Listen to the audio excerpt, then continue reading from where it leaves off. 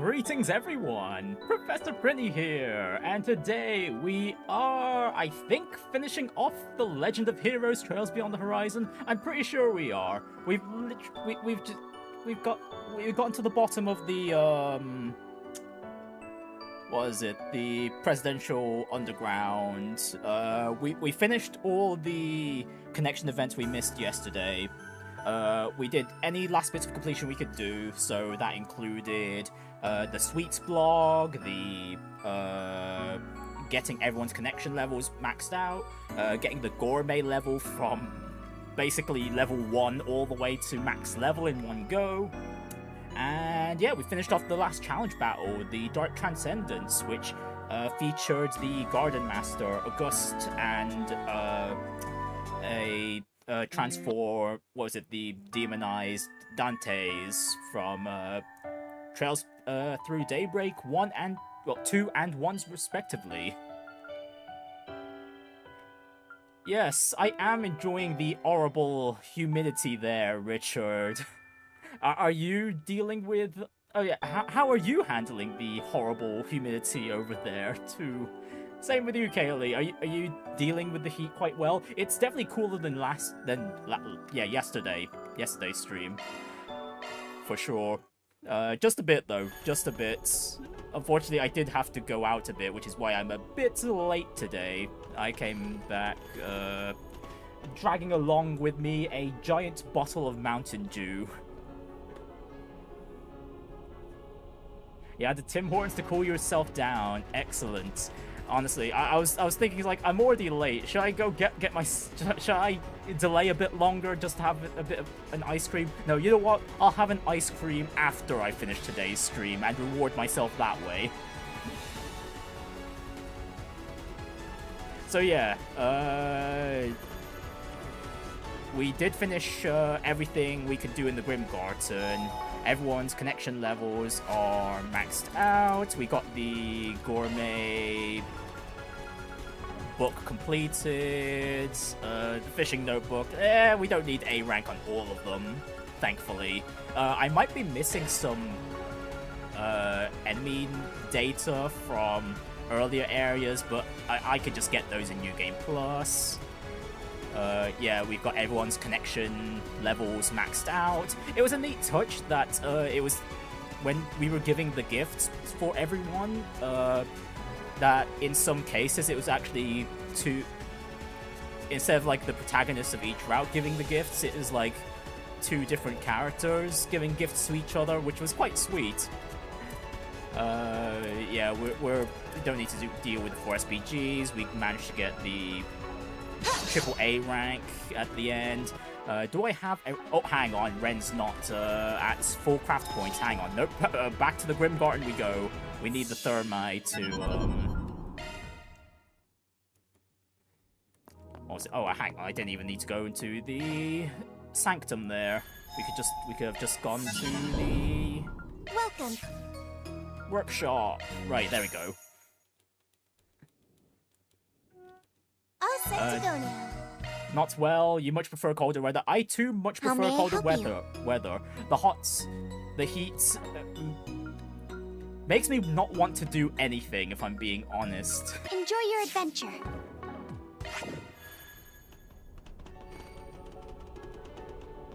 I shall soon join you on the up-to-date status. That is the goal here, and then I'll be ready for whatever Trails games come up next, beyond second chapter when that comes out later this year. Right, I'm just gonna double check everyone's port setup, and it looks like I haven't fully opened up Ferry and Bearguard slots. Oh, hang on, do I have any spare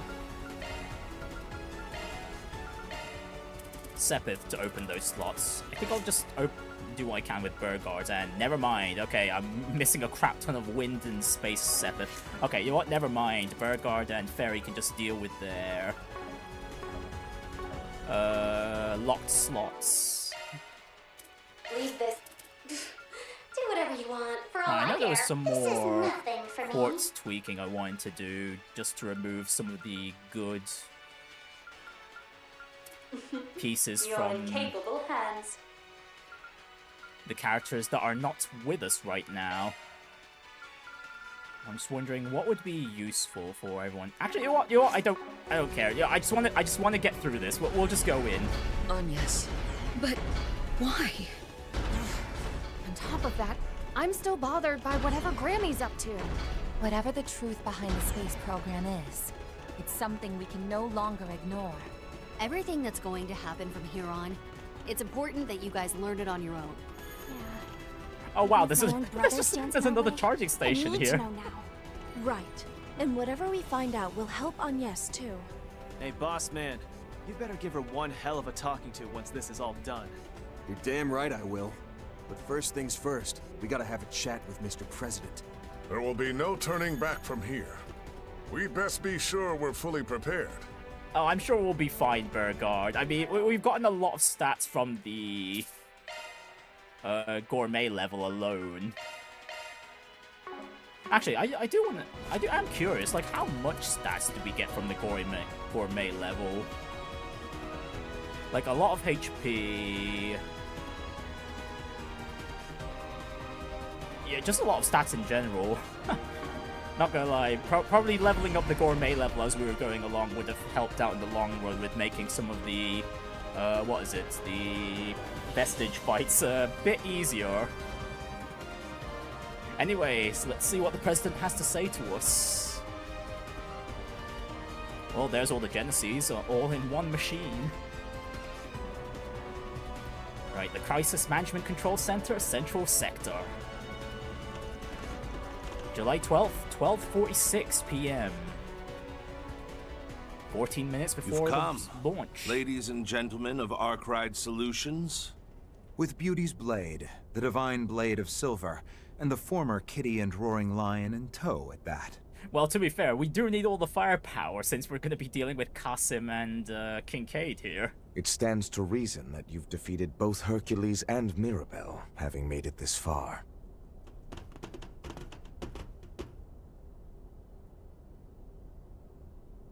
Yeah, we're here to take you up on your invitation. Not just to learn what my part-timer's deal is, but also to expose this overblown project of yours from top to bottom, President Gramheart.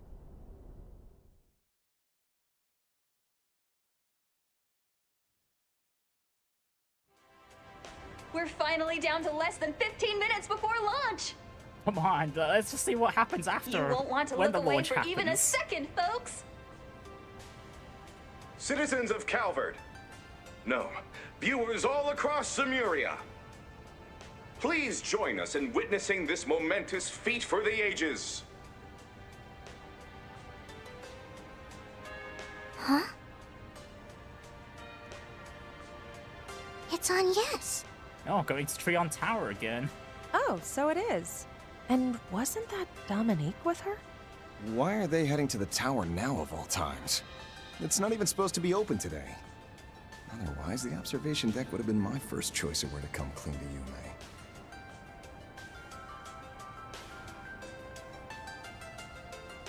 Hey, Mommy? Maxim?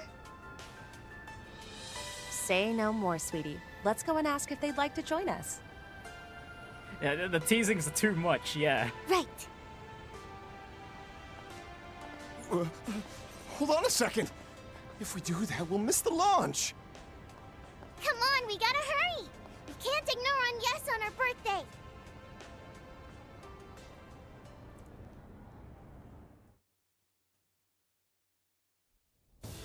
Now commencing final sequence. All systems green for Prometheus 4. Subhatches 1 through 8 on standby. Answerers also on standby. Roger that. Come in, Major Amelia Haring.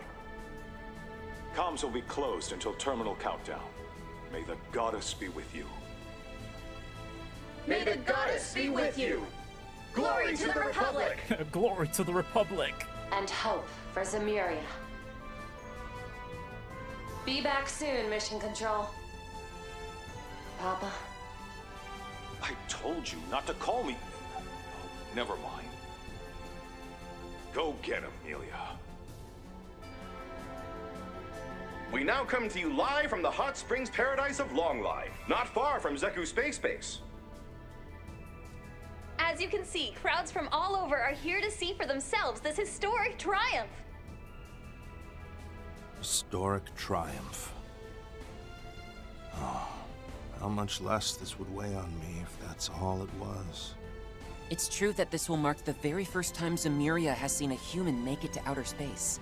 But there's another, more critical layer that overshadows that accomplishment, isn't there? Enough to make you scrounge up those dirtbags over there for some extra muscle. Well, that's a fine how do you do. Though we can hardly fault the hostility. What the hell? They're still alive? Alexandra and Viola? Wait, no, we killed them. What the hell? Where'd they come from? The both of them are to have left this world after the death game in Arasion. Yeah, we killed them. Oh, curb the shock and awe. Bruh! Marduk and the presidential office struck a deal on what to do with us is all. And just like that, we were handed off to Marduk. Ours was an exceptional case made in the name of raising Project Lævateinn's success rate by a mere 0.03%. As for how we stand here before you, well, let us just say it is in the same manner as your service concierge. Wow, how convenient. Goodness me. Huh. So that's the story. Could it be that the life support pod I once occupied was deployed to Arasion? That would allow you to be suspended in a state before brain death, then resuscitated in an artificial body much like my own. I see. So what appeared at the Genesis Tower were actually summoned souls, made corporeal.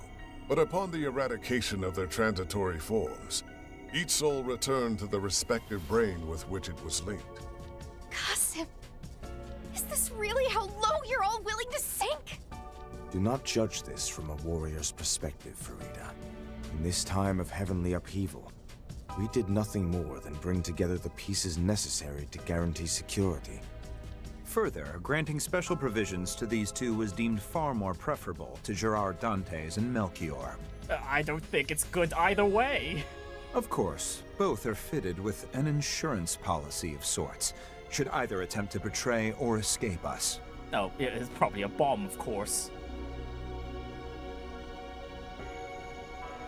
Remotely detonated explosive collars? You actually developed something that gruesome? I can see why you'd feel the need. Though those looks in their eyes say it won't be necessary. A rather charitable assumption. Our necks are in the noose here, Precious. You won't hear a peep from us. So go on. Chat your hearts out. Real convincing, but fine. We've got more important topics to get to anyway. Well, let's have you start from the top. Tell us all about this Project Lævateinn, Mr. President. Okay, good. We've got the Q&A first before the fight. Certainly. I summoned you here to do just that. We do have some luxury of time, courtesy of the Genesis. Whatever questions you have, I'll answer as best I can. But first, let me make clear that I'm no one of significance. Sheena Dierk, Claude Epstein, Latoya Hamilton. Compared to them, or even my wife Sophie and mother-in-law Lilia, I'm just an average soldier who rose to the political stage. But nevertheless, as one who knows the truth of this world, as a citizen of not only Calvert, but Zemuria itself, as a husband, a son-in-law, and above all else, a father, I have a duty to stop the cradle of time from continuing to imprison our world as it has. Our world is imprisoned? Cradle of time? As I thought. Consider the vestiges and E-factor contamination events that occurred in recent days. They can be thought of as fluctuations that emerged in response to the prospect of the cradle's destruction. You might even call them aftershocks from the past and future, so to speak. albeit ones incapable of interfering with our designs.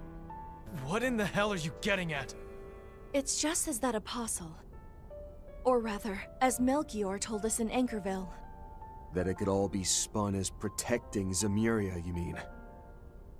In different From destruction ways. by entropy. From catastrophes on the scale of the Great Collapse. And this protection is made possible by means of a security... no, of a safety device.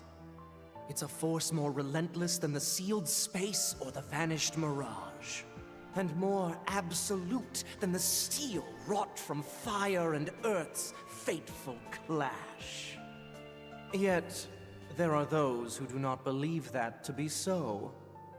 One such person being this country's president, Roy Gramheart. Evidently, his plan is well laid. Even the head of the society is willing to let it run its course, I hear. Well now, I'm not sure whether to feel honored or ashamed receiving recognition from someone even a terrorist would call deviant. Right then, so it's very definite now that whatever the president's doing here is at odds with the vestiges, from what I understand. But my, how time flies. To think that this is already 3 years in the making. And basically both sides are basically on the under the assumption that they're protecting Zemuria in their own ways. More specifically, it was immediately following President Gramhart's electoral victory 3 years ago that Project Lævateinn began. Its primary objective, put simply, is the destruction of the entity barring the world of Zemuria from its future. At the time, it was still 1 month prior to the Battle of Jormungand. The plan was shared only with Air Force General Haring and a select few members of the CID. Though initially received with partial skepticism, preparations and inquiries continued in secret behind the war's curtain. From there, be it the truth of what the Institute had disguised as outer space, Marduk's classified data, or intel from the Church, society, and so on, evidence that substantiates the President's hypothesis began steadily amassing. Said hypothesis is that within that false outer space lies one of the Septarians bestowed by the goddess. Oh my goodness, please be the Septarian of Time, because if we're dealing with all these time shenanigans and the Septarian of Time is not involved, I can only imagine what the Septarian of Time could actually do.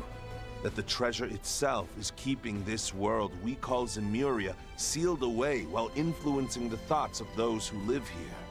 And last but not least, that it is evaluating this world by unknown criteria, then rewinding to the start of the same 1200-year cycle.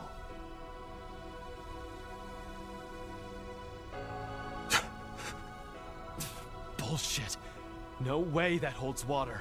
Oh, come on, we already saw evidence of that when we confronted Novartis at the end of the Grim Garten. The data he pulled out referenced the cycle number. And judging by that, by the data he pulled, I presume we're on cycle 19,999 at this point.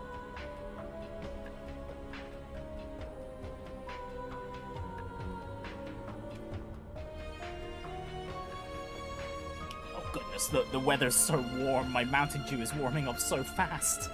Yet all these factions, from the church to the society, they're acting on the premise that this will happen? Perhaps this is the Church's eschaton and the Society's eternal recurrence, as well as the Heaven's Turn the Sword Hermit mentioned. Whether it's real is another question, but all those terms definitely seem to be pointing toward the same thing. Remember to take breaks? Of course, you guys remember to take breaks as well. Make sure you're all hydrated too. Well, Ikaruga's the one working with them. How have you not heard this stuff by now? Like I said before, even we were only let in on a fraction of the project, but the Heaven's Turn does come up in an Ikarugan folktale. In order to prevent it, we accepted their contract. That's the difference between us and those who know the crux of things like Marduk. And I do mean both of you. Aptly discerned. The jig is up, General Manager. Your little voyeurism got caught in the act. Tut-tut. I prefer to think of myself more as an observer. Thank you very much.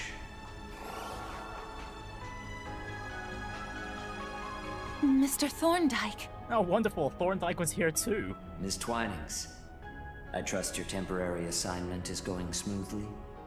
Do feel at liberty to continue it without reservation.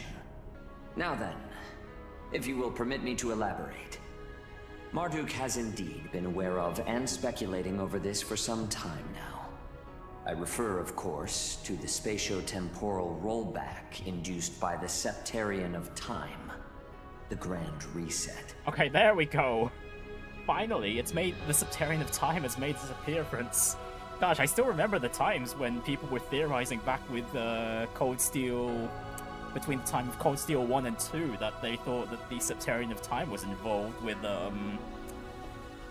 what was it, Osborn's return.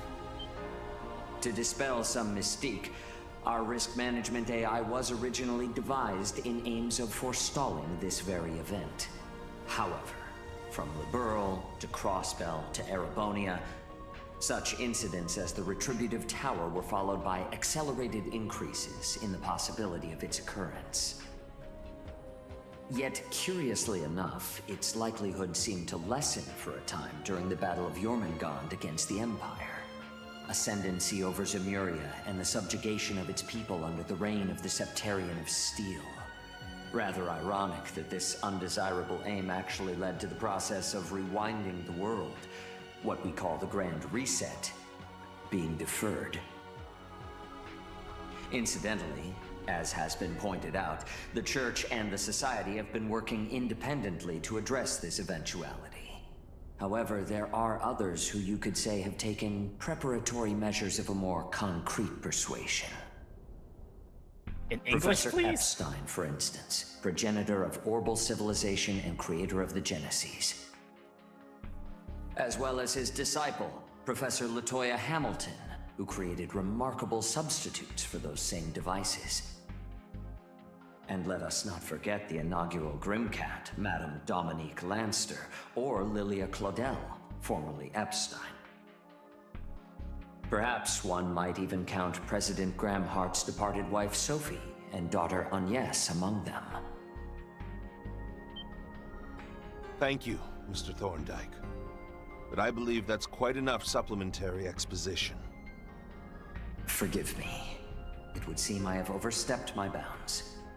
Whether it's the Church, the Society, or Professors Epstein or Hamilton, they've all been working towards dealing with this great reset.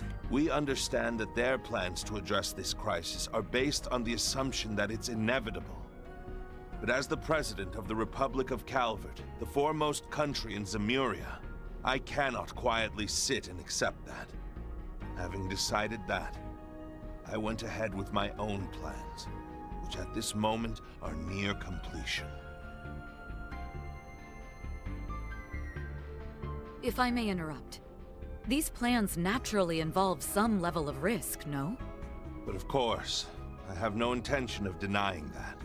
Well, that's why the other nations were warned, weren't they?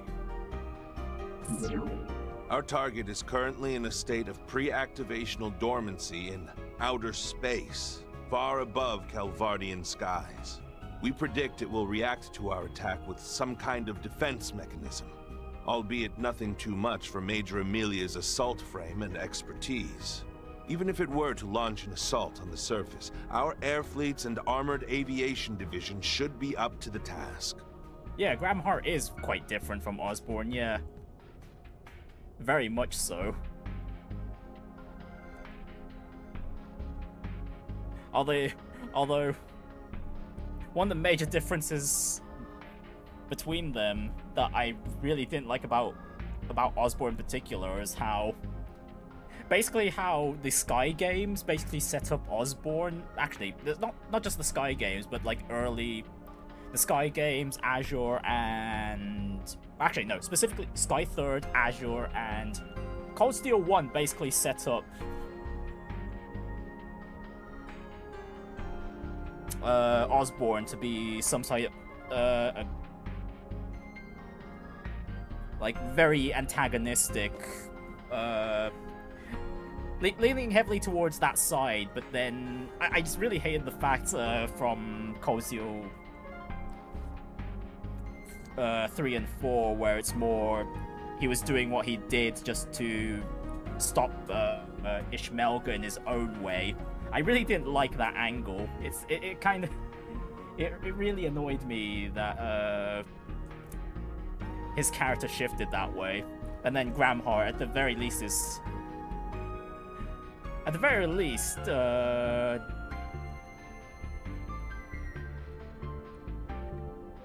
there's like enough evidence to have him lean towards either direction of being completely, like, being on the side of good or being like completely evil in his own way. But yeah, at this point we can basically confirm that Gramheart is doing things for the good of Zemuria in his own way.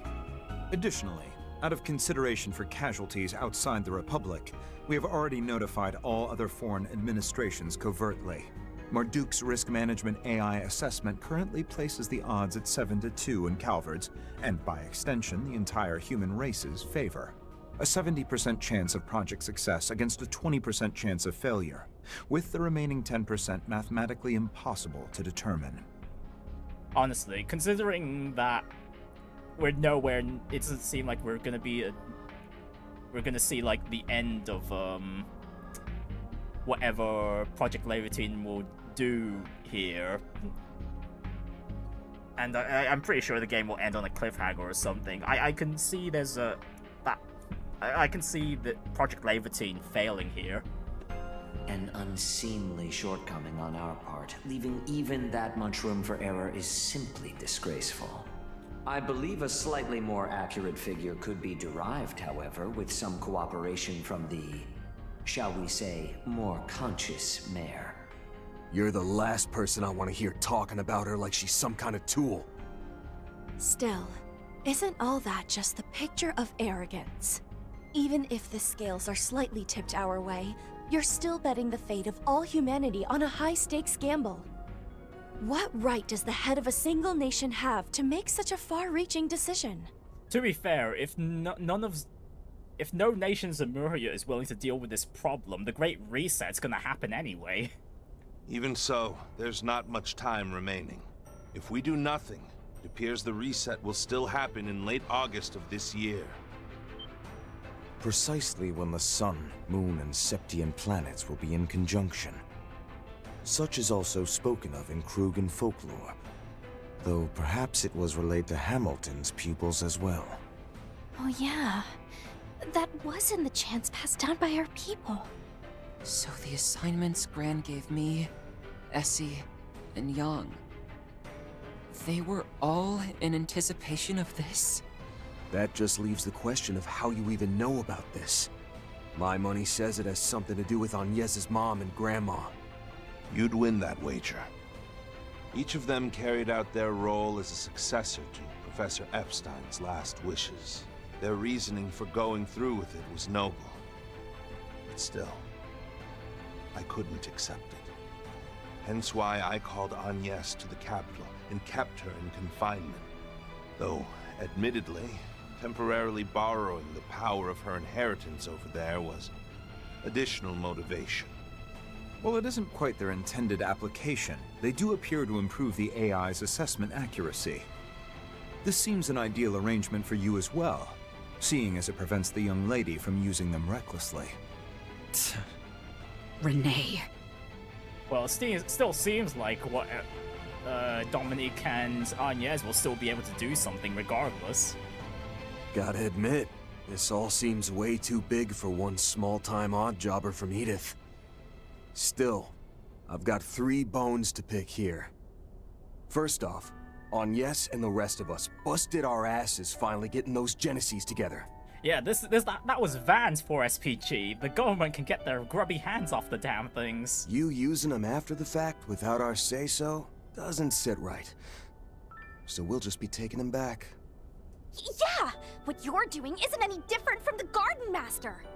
And having some grand cause, no matter how noble, doesn't earn you a free pass. Second, Professor Hamilton, Ouroboros, and the Church might be fine playing the waiting game on your plans. But kicking back and letting it slide without cross-checking all the mind-blowers you've dropped ain't the way we roll. And since it sounds like my own baggage is involved, I'm gonna keep on nosing in till I'm good and satisfied. Same here. I'll find out the facts. Not just about what Gran's thinking, but this too. As will I, on the Guild's behalf. Particularly when it impacts the future of each and every person on the continent. That just leaves the third and most important point. We promised Humes a party for today's birthday girl. And that's non-negotiable. I'll really be in for it on the off chance I can't follow her request through. That 4-SPG rounds out the list of every reason we need to put a minor delay on your timeline. No biggie though, right? We're talking a manned flight into outer space here. A little setback or two just comes with the uncharted territory. Rather than losing an opportunity, perhaps you could regard this as a chance to gain collaborators. Yeah, given your approval rating, smoothing it over with the public would be a cinch. You truly are an intriguing one, Spriggan. As are all your assistants. No, Gramheart's not gonna back down here, is he? Part of me hoped that all these aggressive moves I've made would draw someone out. Someone who had a better way forward. T-minus 6 minutes until launch, Mr. President. The final phase is on track to begin. Should you wish to order a non-emergency hold, please do so before the countdown reaches 0. Boy, oh boy. Looks like things are really hitting the fan over there. We've all got jobs to take care of. So if you want to push ours back, it's no skin off my nose. Mind your words now, Major. I'm afraid we can't risk letting this chance slip. Kincaid. Our Duke Security Division. Yeah, we already know the launch happens as planned anyway. Yes, sir, Mr. President. So no delays here. Our final contract must be fulfilled. Goody, I was hoping it would just be Qasim and Kincaid. Oh, luminous flame. Fully unleashing your namesake Hamsin from the outset, are we? And on more than just himself, it seems. You really do know how to light up What fire. do you mean Qasim can use his And this buff on other high-performance characters? blaster should stand in nicely for my needle gun.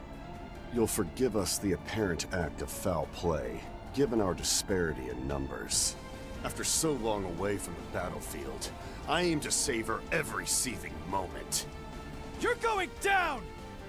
We'll surpass my brother. And the rest of you too!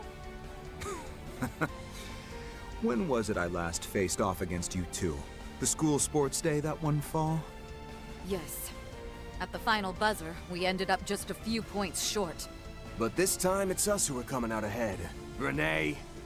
Guess I'll go along for the ride myself.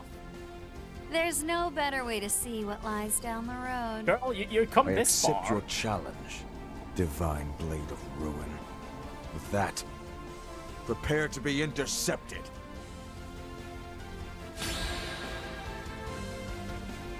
Boy, does fate get a kick out of toying with me.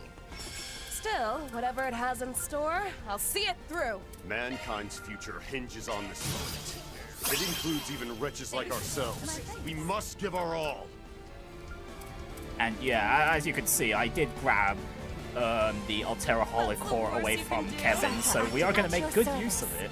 I've got it equipped on Judith at the moment. If you please, be unleashed.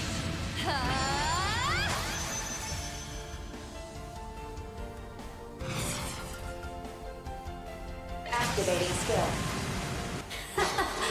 Let's get started. My blade is both true and false, dancing in the moonlight. Now! Behold! New Moon Gleam!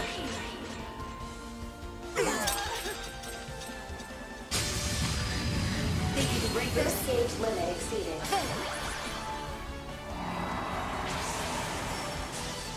My chance! Alright, we have Grendel. Time for a new look. We'll take that. Right, of course I'm gonna use it. And do I want to We should go on the attack. S-craft now? No, I think I'll wait first. Wait for a better Round turn. them all up. I like where this is headed.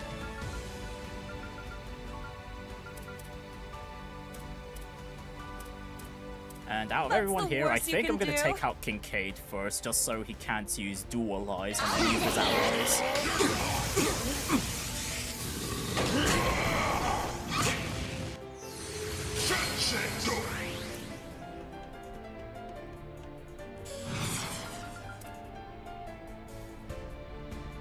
Focus unleashed. To me, everyone. Resonant glow. At your service. Activating sharp command. Thank you. My Appreciate thanks. that. Engaging skill. Wings, guide me.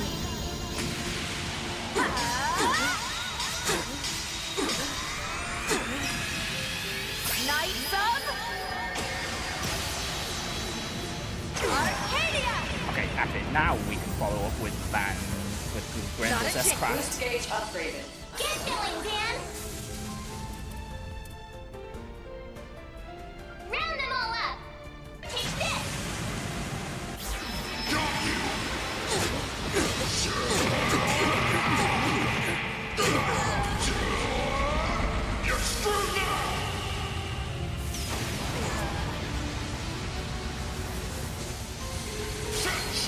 You'll not lose, cousin. I stick my flames on. It pains me to harm a co-worker.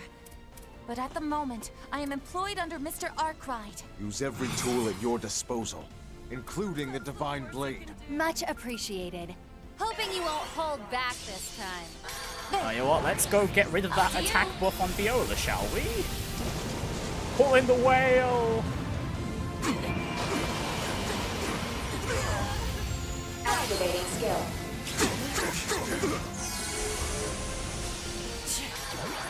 Not too shabby. Reminds me of back during Pandemonium.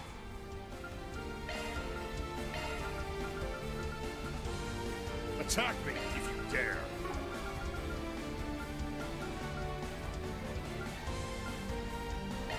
Round them all We up. should go on the attack. I'll lend a hand.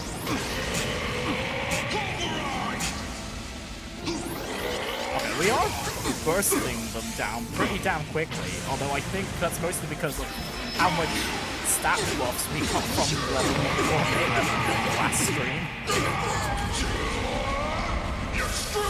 Our damage output just skyrocketed.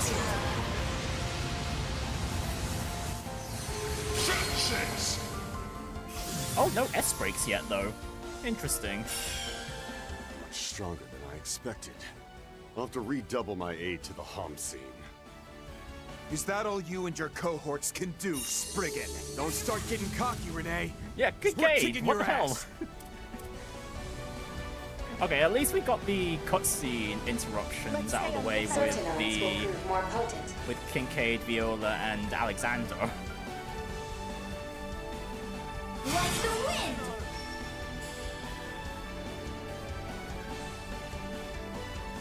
Certain arts will prove more activating skill. This is it. 100 demon gals! Here! He flinched. Think you can break this? Still got more. Activating skill. Right, let's do that again. This is it. 100 demon gals! What? Red! Understood. They're down! Got you! Here! Think you can break this? Backup's here! Wow, I really did not give any of these guys a chance.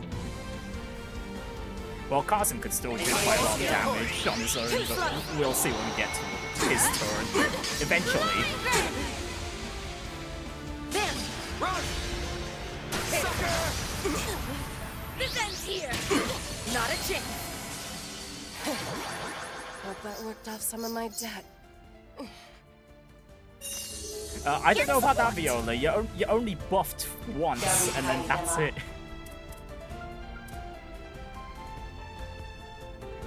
Activating skill. I need your assistance. Double Buster Cannon! Keep step, no problem. Following up. Farewell! Garden. Such fervor. I can see you've honed your skills. Got your back. Yeah, I'm surprised not even Kincaid has got an S-break trigger for this fight. Activating Shark Command. Thank you. Yeah, I doubt this will be the final battle because so far this has been, I've made this way too easy. Activating skill. Good evening, and welcome to my humble tea party. Now close your eyes. Grand. Ren! Boost gauge limit exceeded. Impressive. One of the vestiges still got the better of you, didn't she? How do you... No! I need to focus on getting on Let's just get rid of Kincaid as well while we have the opportunity. While we still have this high combo count going. We're done! Just try. Alright, there's the S-break. Our final bastion. Approach if you dare, Spriggan. Go ahead. See your convictions through. If you can. Better believe we will. Now let's do this. Over and out! Safe of Suleiman! Wait, hang on. Wasn't Qasim's... I must say you've outdone me. However... Bring it on! Wasn't Qasim's S-craft like a full field S-craft? Huh. Okay, to be fair, it has been a while since we got to use him, so... Time for a new look! You know what, I'll take that. Although, to be fair, the amount of damage Qasim dealt there, even though...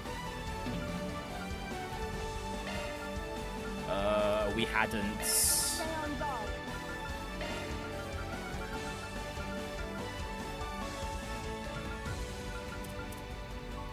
You can do this!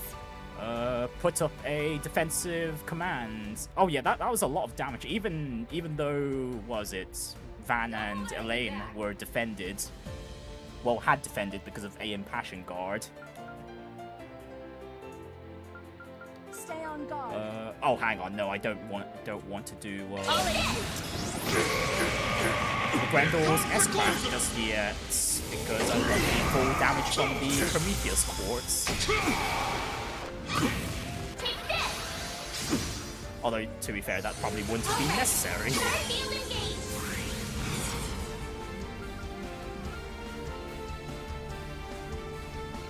Activating skill. Yeah.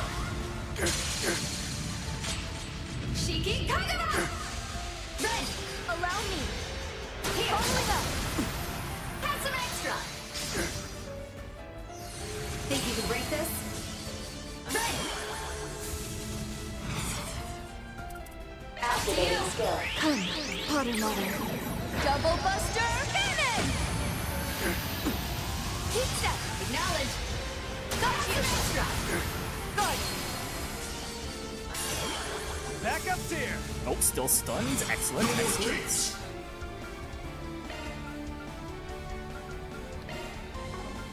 on guard. And we go Sunray here. Here comes the closer.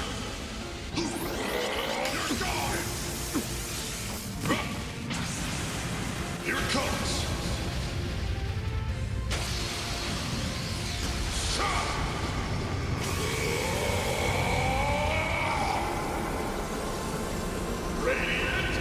Sunray! Boom. Okay, that's Qasim down. Got it. Yeah, there's no way this is the final battle. Absolutely no way. All right. Push this far against a roster like ours. Well done. Although that being said, I The don't more even know where experience I gain, the we could better even I'll go get. with here You from here in always terms changes of battles. the higher I get. Broke some new ground. It's like, Well what other fought. opponents can we fight? But you've seen nothing yet. Oh, phase 2 Carson, maybe?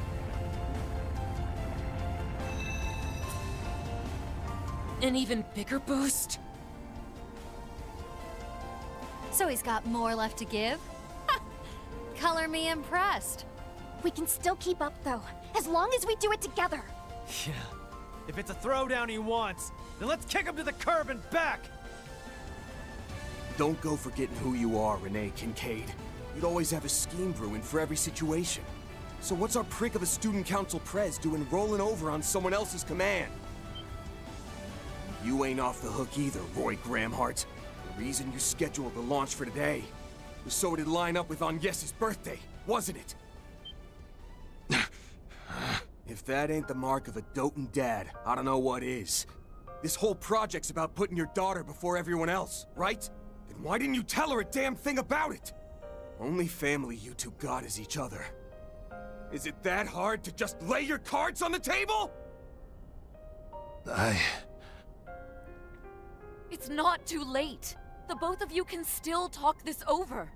And as far as you're concerned, Renne, I feel just the same as Van. The you that we know so well would never go to such lengths out of the goodness of his heart. Rather unflattering words, those. That said, what do either of you truly know about me? What are you implying there, Kincaid? 20, 19, 18, Unfortunately, 17, 16, die has already been cast. 14, 13, 12, 11, 10, 9, 8, 7, With this, 6, Project Lævateinn's final phase is now in motion. 1. Alright, finally! Finally! We get to see the launch proper!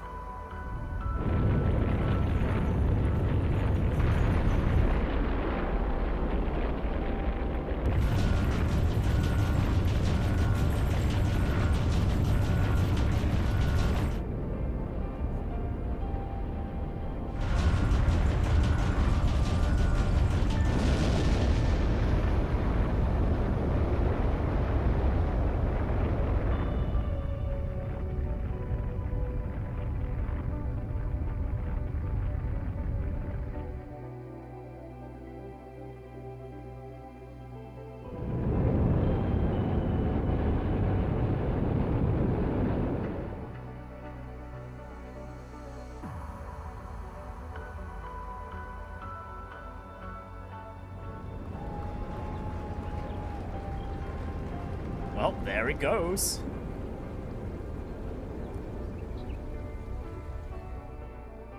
I wonder if we'll get the same shatter effect as when Cold Steel 4 normal ending Reen broke through the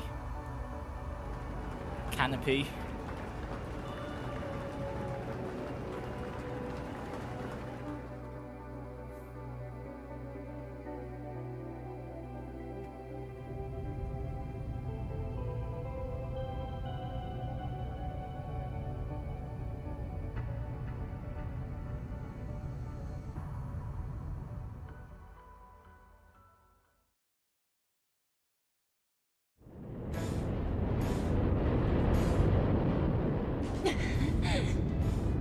Training with Marduk and Ikaruga sure paid off.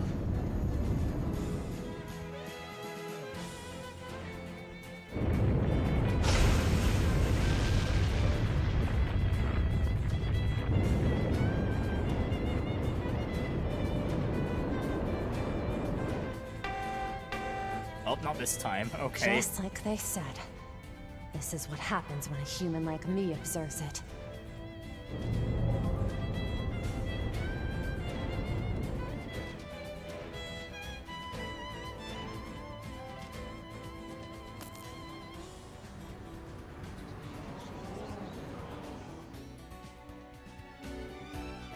Excalibur sensors temporarily obstructed. Exactly as we anticipated. Initiating Zypha link with Prometheus 4. Prioritize satellite to Excalibur synchronization. Have that spoofed footage at the ready, too. Conducting rapid deployment of plans A through F. Major Amelia, do you read? Major Amelia Haring, please respond. This is Major Amelia Haring of the Aerospace Force, patching in from the Excalibur. Current altitude is 25,000 Selge. I've just about breached the atmosphere. Take a look at this. At the place we've been trapped this whole time.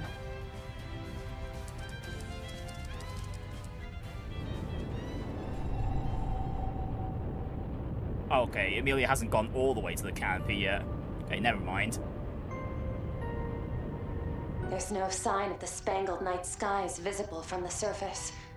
Not even the sun, moon, or Septian planets. I know we called this beforehand, but you have to wonder where Adios went.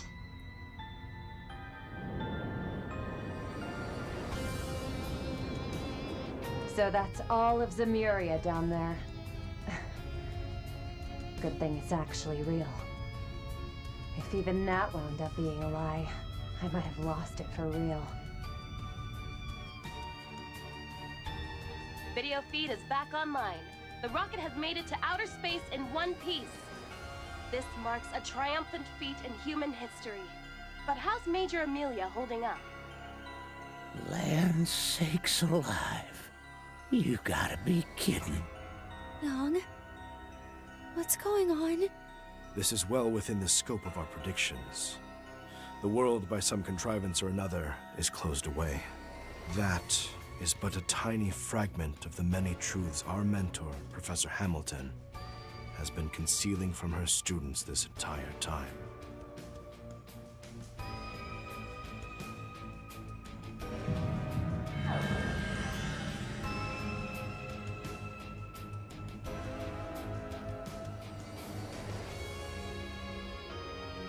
So that's what's beyond the canopy. The truth of the world. Could be that those other versions of us saw the same thing. Ah, that reminds me. Miss Latoya provided me with a little something.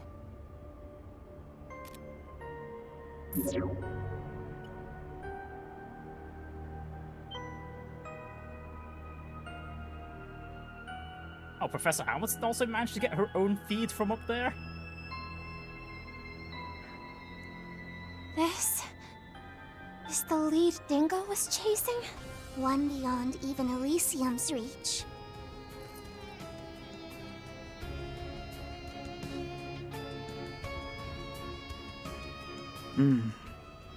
To everyone with a hand in Project Lævateinn, to the crew of Arkwright Solutions, and to all other players with access to this feed, instead of the fake footage being fed to the public.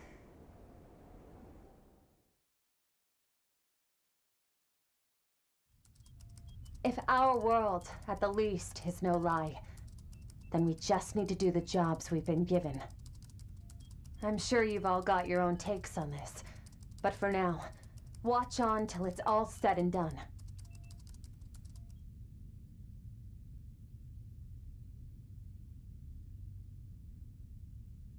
Coordinate 0 located. Proceeding to the plan's final phase.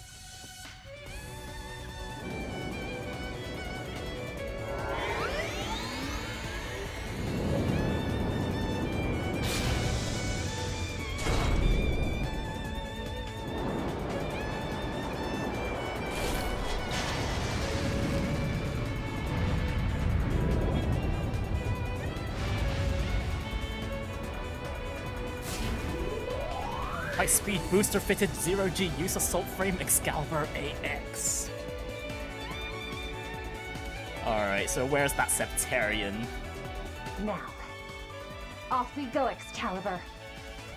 Let's force open the way to our future.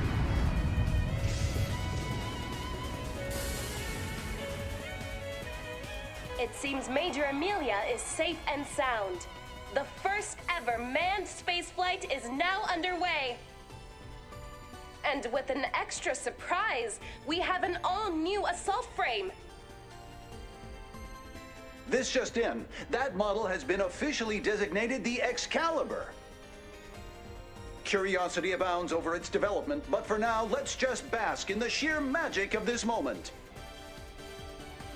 Son of a bitch. As if stuff wasn't batshit crazy enough. It's astonishing how meticulously this was plotted. Right down to falsifying footage in real time. Well, that part was definitely needed, because goodness me, imagine if, like, the regular citizens of Zemuria saw what the skies actually looked like. Is it just me, or does its acceleration have more juice now than it did back when I was coaching her?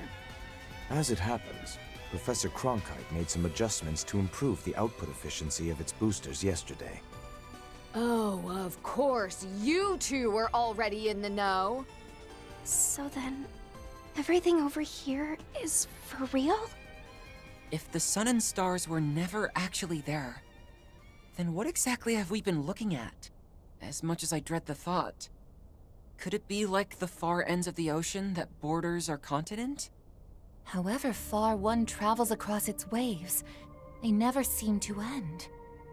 To this day, the region defies scientific understanding. If nothing else, we can rest assured that Zemuria itself does indeed exist. Even then, wouldn't this mean that some force has been presenting us humans with a false sky since the start of recorded history? It was only once Hermes saw it with her own eyes that undoctored footage could finally be obtained. That's about the size of it, yeah. And by the look of things, you're sticking to a strict no average Joe needs to know policy. Well, yeah. That goes without saying. Disclosing this would only plunge all of Calvert, all of mankind even, into panic. In that sense, Professor Hamilton's painstaking discretion was, without a doubt, also in humanity's interests. Nevertheless, I intend to inform the public in some way, shape, or form after our task is accomplished. That is to say, once this project succeeds in putting a god to the sword. I've made it to a point 100 celled in front of coordinate 0. Distortion confirmed as predicted.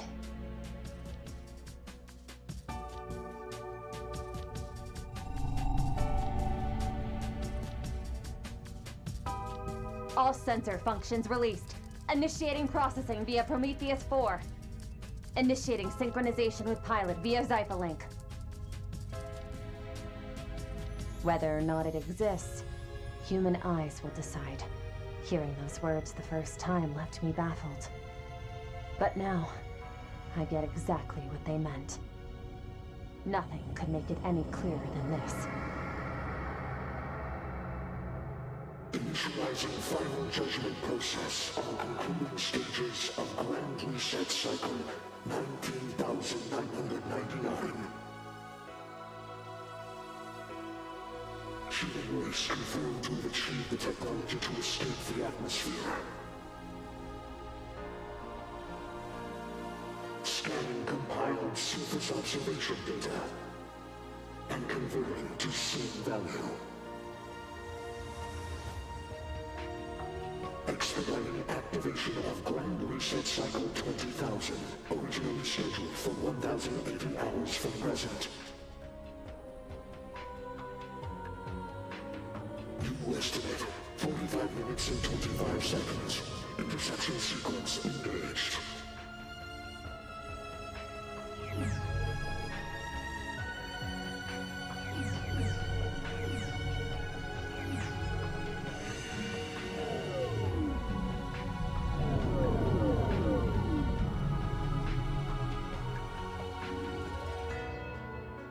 Oh goody, humanity must be purged. Let the final phase of Project Lævateinn commence! Our objective? Rendering Legyarn's chest, the Septarian of Time, fully inoperable! Yes, sir, Mr. President! Final phase is a go. Excalibur AX. Begin attack on target. Launch Answerers 1 through 8, and order all air fleets and divisions to stand by. Hostiles are descending. Right away, General! Launching Independence Answerers 1 through 8. Air Fleets 1 through 5. Armored Aviation Divisions. Prepare for a high-altitude invasion.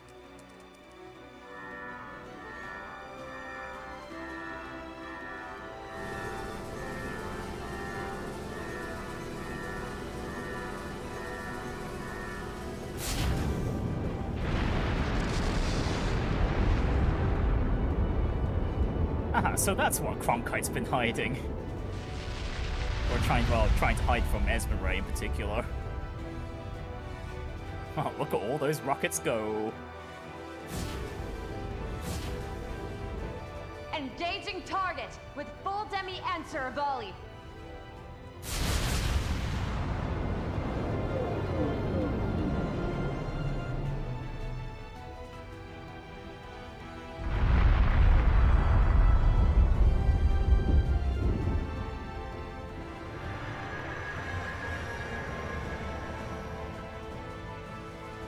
All demi-answers met their marks.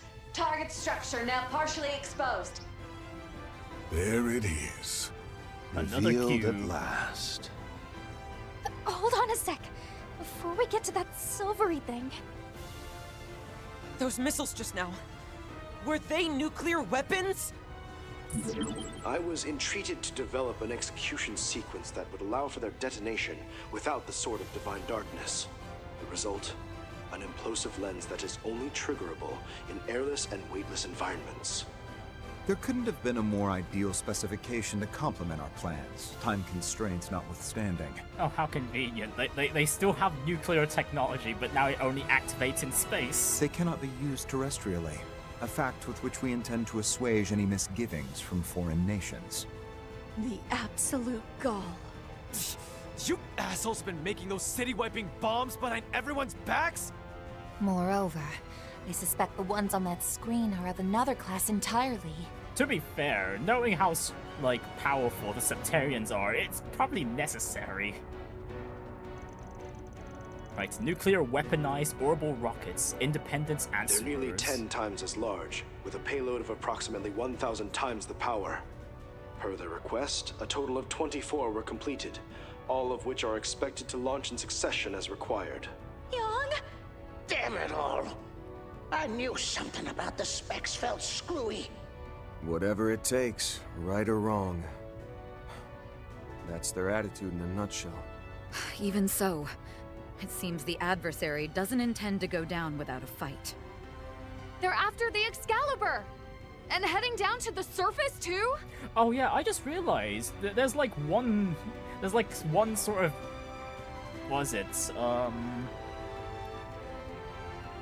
antagonistic entity we haven't seen yet that's been present in the game trailers and whatnot. The that golden-haired, similar-looking White Grendel-looking thing? This is the scenario we've been accounting for. The purpose behind the Zypher conformant control systems and assault frame simulations. We'll be backing you up from here, so show us the fruits of all your training, Major. No sweat. I'll buy just enough time for the rest of our swords to arrive. You, Qasim, and the Empire's heroes have been real troopers for me. Can't just let that debt go unpaid.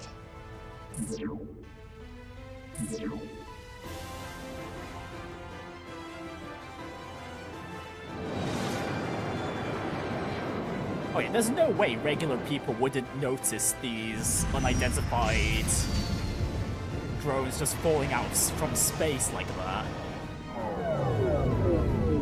There's so many of them.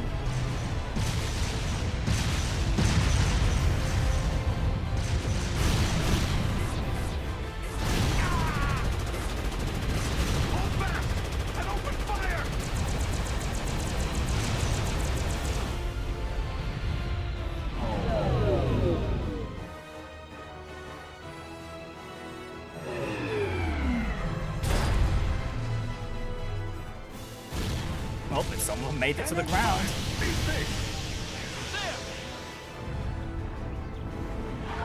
Oh goodness, they're tall. Jeez. Get a load of that. What in the world? This is a mock exercise zone. Evacuate to safety at once.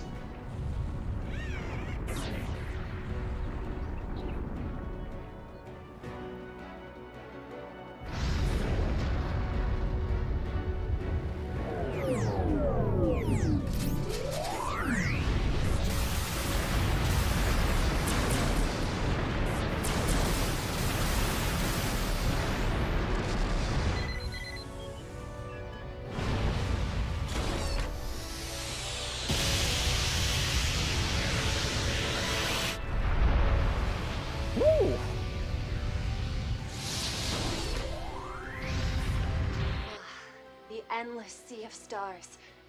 It makes me feel like a comet. I can see all of Zemuria. It's the goddess herself. Honestly, it's quite amazing how they're able to doctor the live footage like that.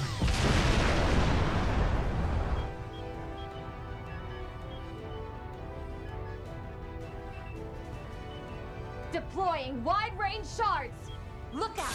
Amelia Horing's coming your way!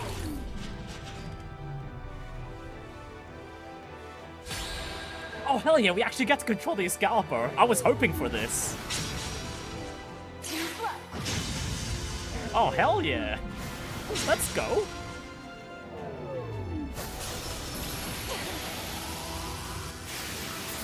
Oh, although we are sustaining heavy damage from the get-go.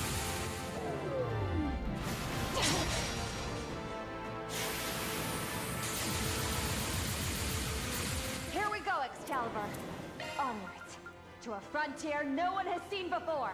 Oh, we have a Kasim buff up here regardless. Oh, actually, she is named Kasim. Hurdle, Garuda fight! Activating boost! Oh, come on! The Excalibur doesn't have an S-Craft? Come on! Alright then, let's just use everything at our disposal here, shall we? Hang on, is the range here enough to get the far drone there, or no? Okay, never mind. You're done! Don't even bother!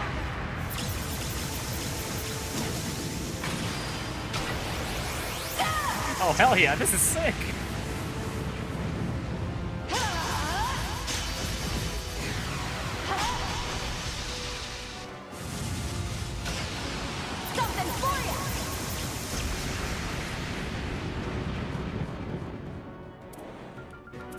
Still going.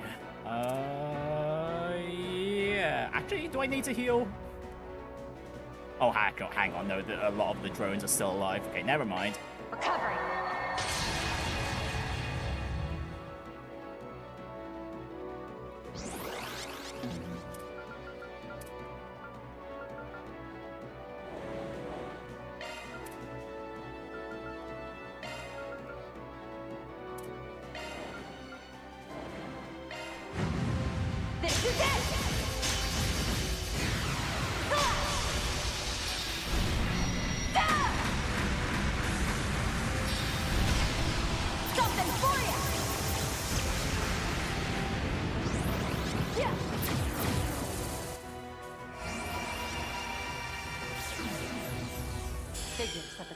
Oh, there's more. But I don't want to waste time with you, small fry. There is more.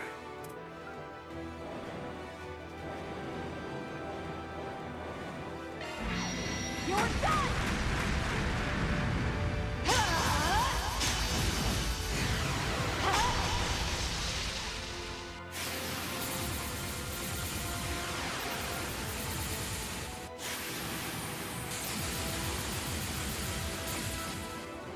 Alright, so we've got multiple waves to deal with as we're doing this. Alright. Hurdle, Garuda fight! Activating boost!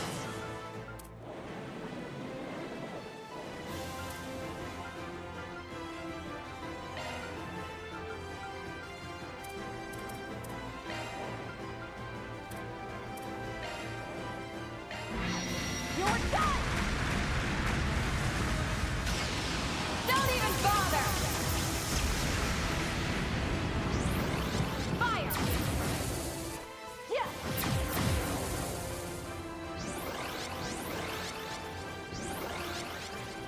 Oh goodness, they're all charging up.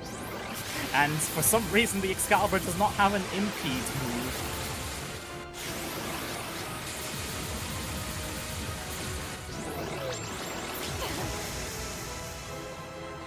Okay, never mind. That charge damage wasn't actually too bad.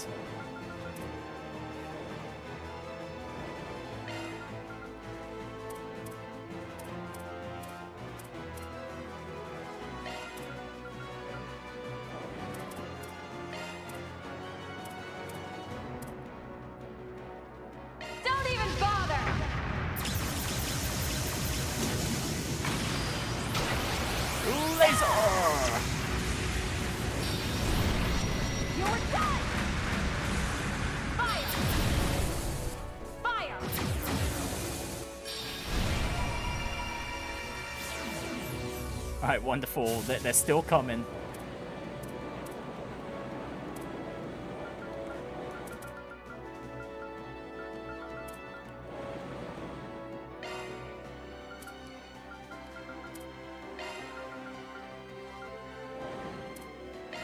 Don't even bother!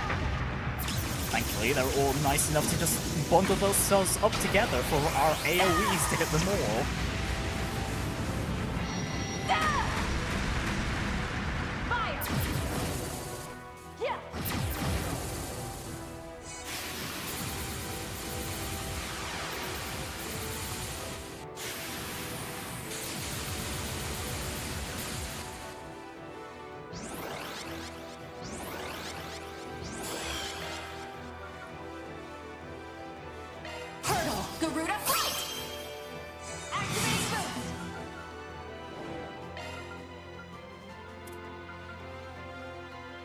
Oh, I'm gonna need to heal up first, I think.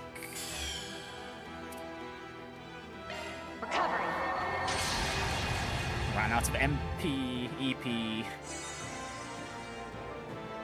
Activate boost.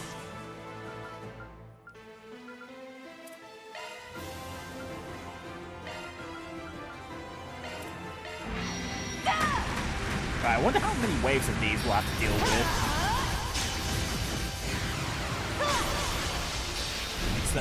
Yeah, these particular, these Guardians aren't exactly all that tough. The Excalibur's handling them super well.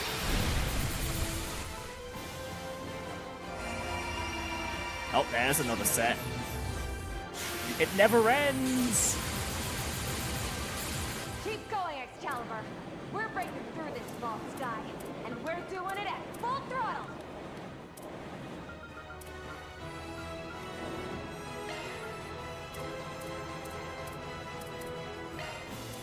Well, actually, can we just snipe the... Okay, yeah, we can just snipe the Guardian from all the way over the other side of the arena. Okay, nice. You're done!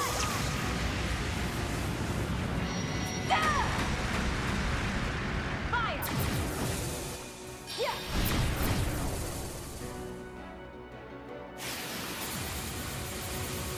Wow, it really was fitting for me to buy some Mountain Dew before today's stream.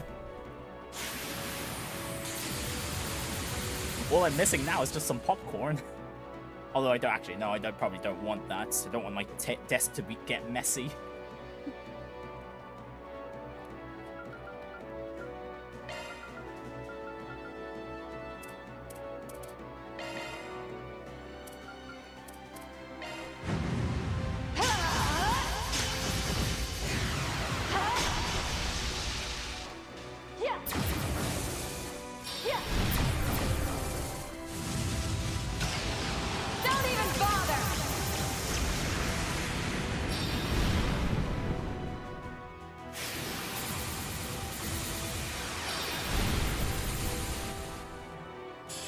There go the drones. Okay, that's it. That's all of them. This is the Prometheus 4 Control Holo. Answerers 1 through 8 are breaching the atmosphere and arriving in sequence.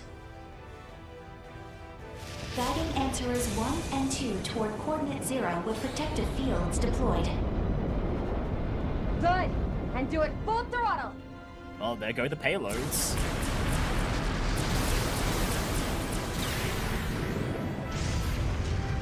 Oh yeah, the mech battle was great. I was hoping for this.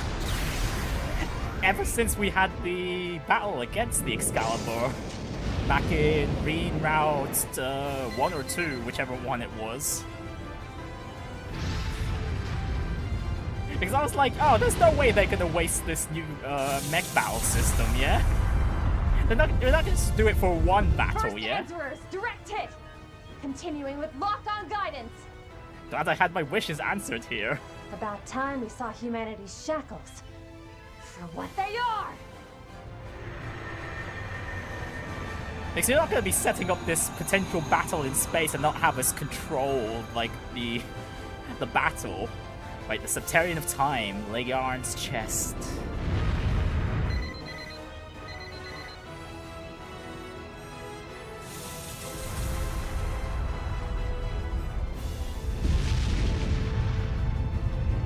Alright, that was just the first payload.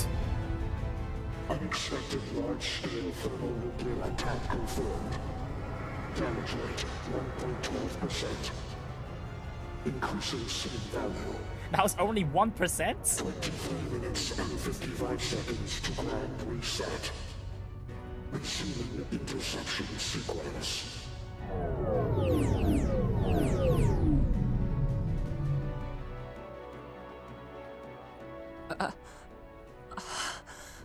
One of the goddess's 7 treasures. The Septarian which governs time. Lævateinn's chest. I'd call it more of a box, but sure. Absolutely, very fitting. Lævateinn. So that's the Septarian he was talking about earlier. The same as those that arose in Liberl, Crossbell, and Erebonia. Indeed. Except this one is far more enigmatic. To the point where even the Church had drawn a veil over its name. For many long years. As with the devils written about in the Book of Ezra, the sole mention you will find of it lies in a volume of the Apocrypha, the hidden book of Arict. And it's stated there that the only weapon that can destroy the chest, cradle and prison of humanity, is a blade by the name of Lævateinn. Well, and there's the origin of the name for this Therein project. lies the connection. But did humanity create a blade strong enough to deal with it? Though, by the same token, even the force of 1,000 nuclear devices as we've known them can't take it down in a single shot. So this is how you aim to kill a god. Through swords forged by human wisdom. Correct. A brazen claim to make, yes. We may just manage to pull it off.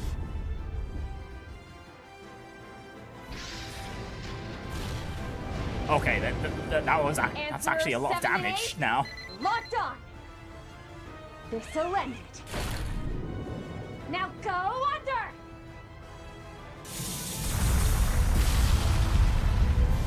Right, so did they actually succeed?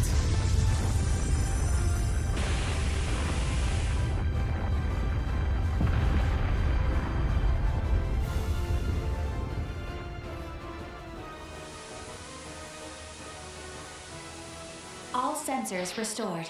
Beginning analysis.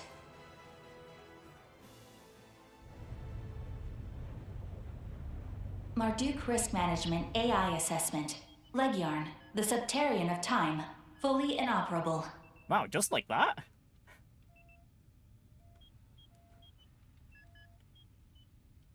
Project Lævateinn. Mission complete.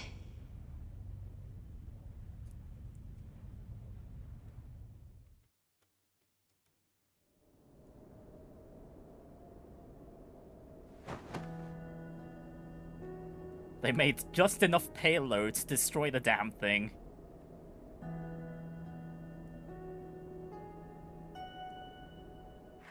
Woohoo! Eat that! Score one for humankind! Now, we can face tomorrow the way we ought to. Now, Well where done, Amelia. Yeah, where do the other factions go from here, then? Their preparations are basically for naught at this point.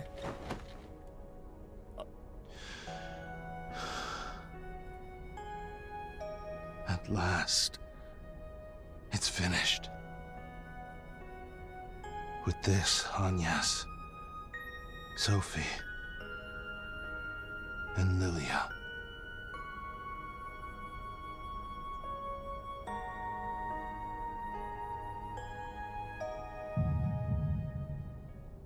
Hermes! Look out!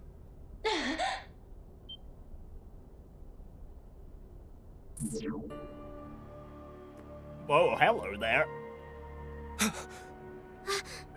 That's... Is that the corrupted Valamar?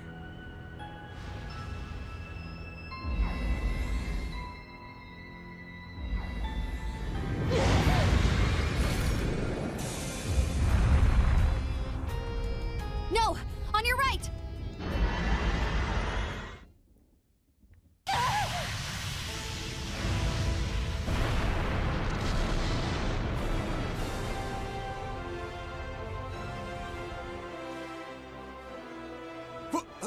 What is that thing? Oh, who knew? Gilstein! No. Merely a look-alike.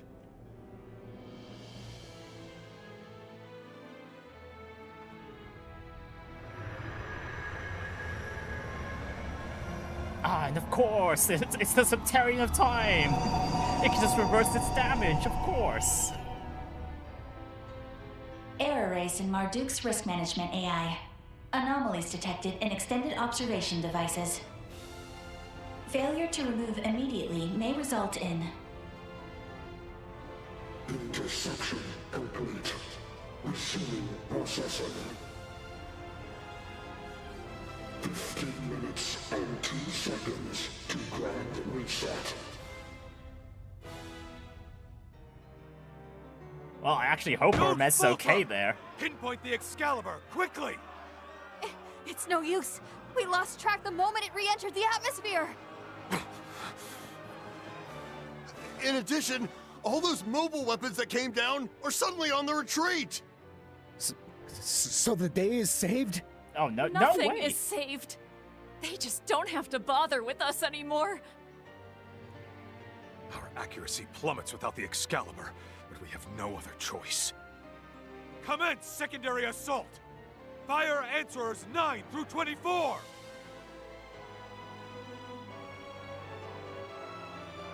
Oh, without the Excalibur up there, they're getting intercepted easily. That was behind the Retributive Tower incident. No. The shape's different. But it still feels exactly like the real deal.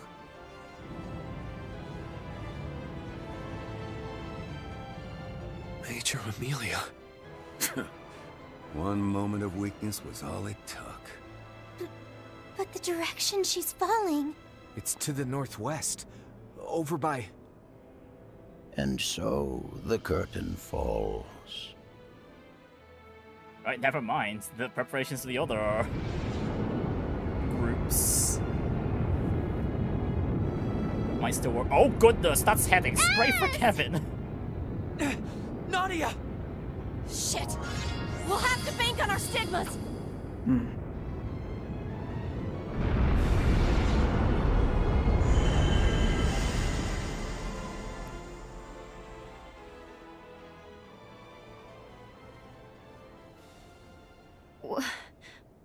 What happened? Was that whole thing just some hallucination? No, Professor Hamilton did something. Sadly, I do believe this is reality. Yet at the same time, a great deal more outlandish than any dream.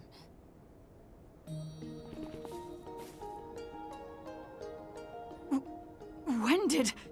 Is this not the statue that once stood on the outskirts of Cray? Even after being melted into a single mass, there's no mistaking the frame. It bears a striking resemblance to the assault frame, Excalibur. This is the same thing we recovered 10 years ago. All this time, that's what it really was? Okay, Yes. well... It, along with myriad artifacts, are evidence this current loop has already failed. Okay, rest in peace, Major What Amelia, happens jeez. now is up to her. Just melted just like that. Damn it, I liked her.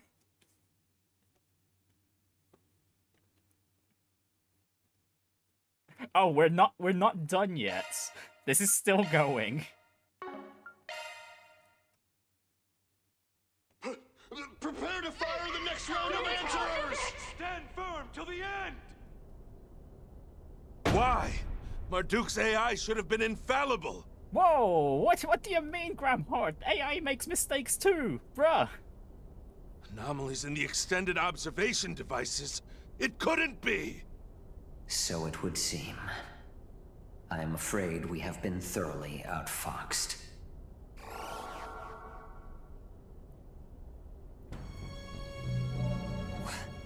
What the?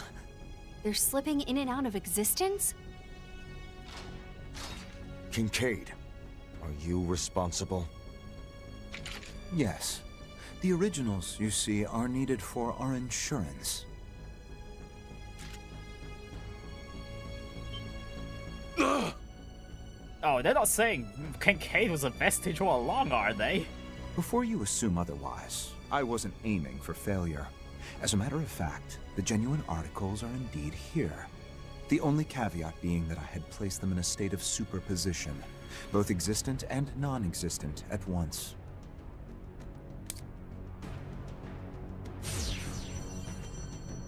A swap out? Okay, well... You rigged this in advance? Well, that would explain a lot with how Kincaid was always the one who kept checking in on Van's progress dealing with the vestiges. Renne, of all the rat bastard. Our contract still stands. Arrest him. Got it. Roger that.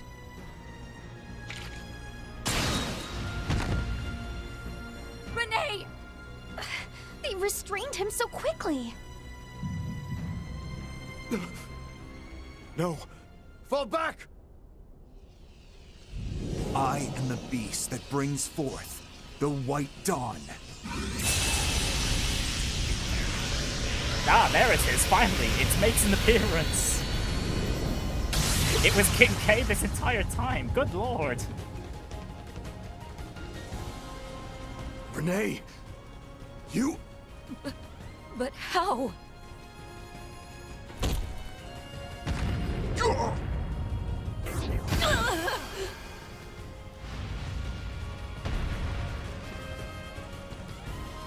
Well, there's our final boss, I guess.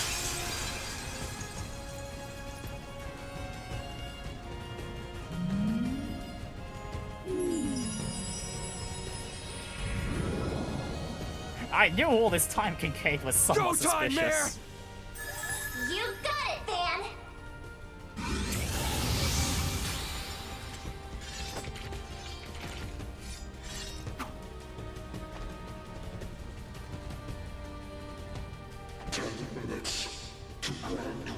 The intro misguided you to believe it was Angès. Actually, I didn't believe it was Angès for a moment. Dawnbringing white armored demon. Grendel, I've missed that last bit. Behold the third armored beast, supplanter of Zulga and bringer of dawn. Now, allow me to give you a taste of Grendel Shaddai's power. If anything, I expected it more to be Gramheart's. Save your breath! Be careful. Everything about him is abnormal. His spiritual force rivals, no, well exceeds that of the vestiges. Redirecting risk management AI resources. Support shards at full bore. Renne, you're gonna come clean, you hear me? About all the shit you've been hiding from us up till now. And exactly how you're stopping that countdown! Ever the naive idealist, Van. You love an evil man? Oh, of course you do, Kaylee. Of course you do.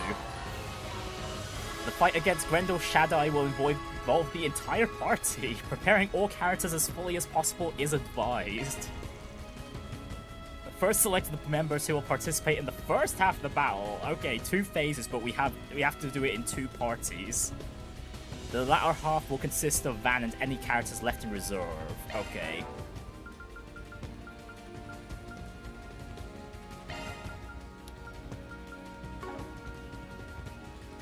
Wait, so if I understood that correctly,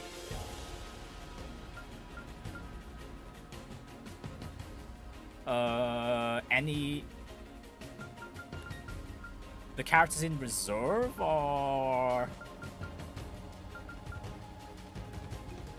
Oh, okay, no, if I understand that correctly, well, the menu here correctly, Van will be involved in both phases?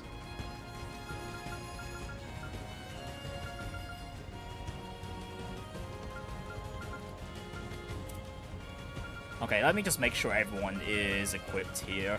Because if so, I'll keep my A team over on Team 2 then, in reserve. Actually, could I just... Okay, no, we can't just drag in the other characters from the other routes. Okay, fine. Damn it.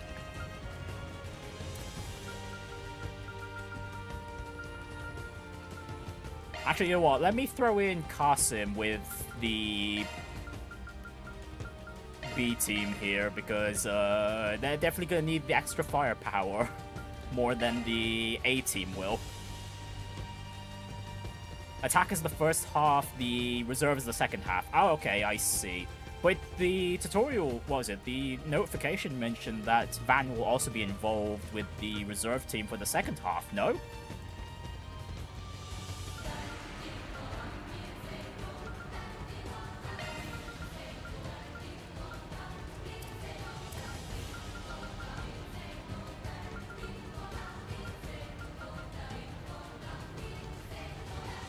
He takes Agnes' spot. Ah, okay, I see. Okay, that's fair. Okay, so Van is involved in both phases. Alright, so this is the final battle. Okay, here we go. Alright, you got a lot to answer for, Kincaid.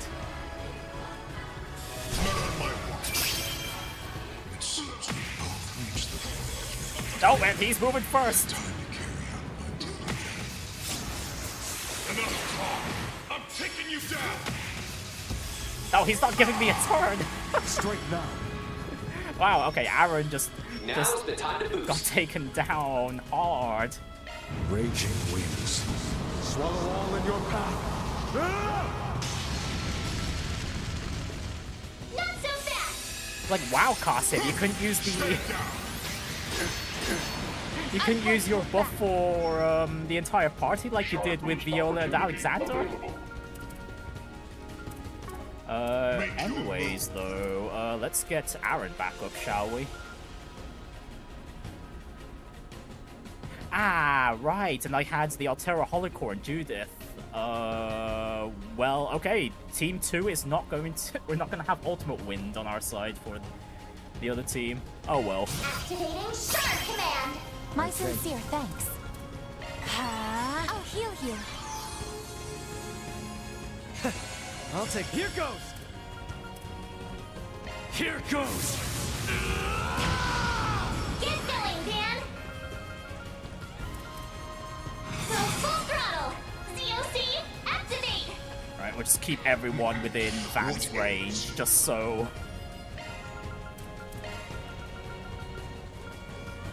I suggest we strike now.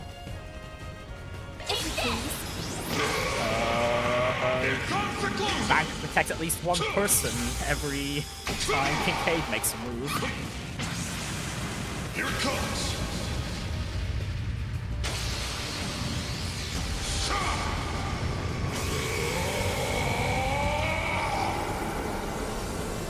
Radiant Sun Ray!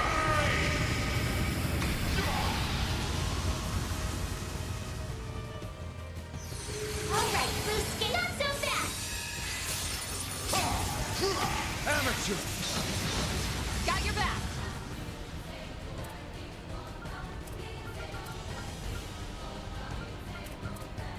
Initiating drive.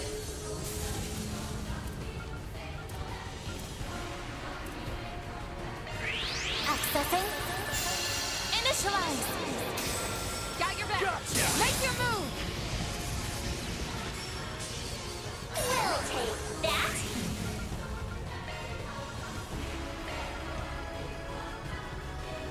I'll lend a hand!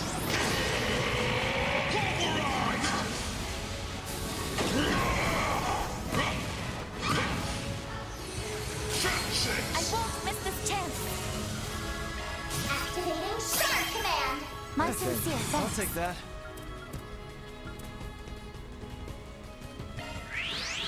Come forth! Right, let's get the clone out as well to contribute to some I damage. won't miss this chance. Or act as a decoy. Ah. Here to scout! Help! Let us end this. Stand down. Oh, okay! Kincaid should just ignore the Grendel protection. Good to know. Mr. Kincaid, why? And yes, trusted you. Bring forth the white dawn. That almost sounds like... There's no need for me to explain, I'm afraid. Because there's not a single thing you can do about it. You think we're just gonna take that answer lying down? I'm both a bracer and your childhood friend. Don't you dare underestimate me. I won't miss this chance.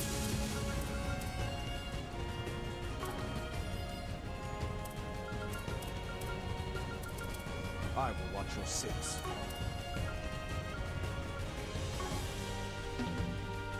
Activating. Sucker! Let us end it. No escape. Uppercut. Oh, never mind. It was the clone that was getting hit. Okay, no, never mind. Okay, yeah. You know what? Let's not bother with the clone. That's the clone just dies way too quickly. Or at least I should place the clone somewhere out of the Kincaid's AOE range. Let's wreck shop. Make your move! A private concert to steal your senses. Pierce! Break! Howl! Dance about! Romance of the Four Fistiums! Test your luck! Stage limiter release. Not done yet! Activating Star Command. My sincere thanks. I'll take that.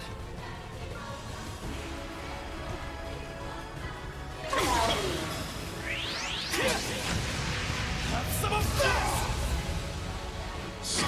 Okay, I really put in a good court setup for Aaron there. He's dealing a hell of a lot more damage than when we last used him.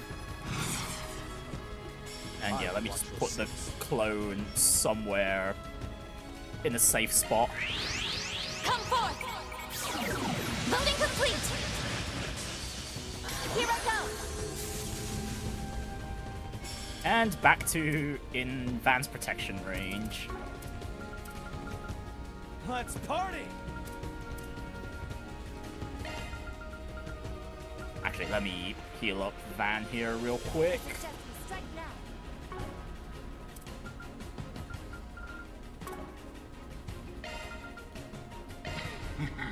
What ails you?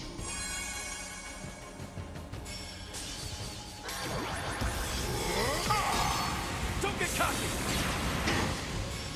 You cannot run. Fire! Got your back. Okay, Van's getting delayed way too much. I'm gonna want to get Skull's Raider ready.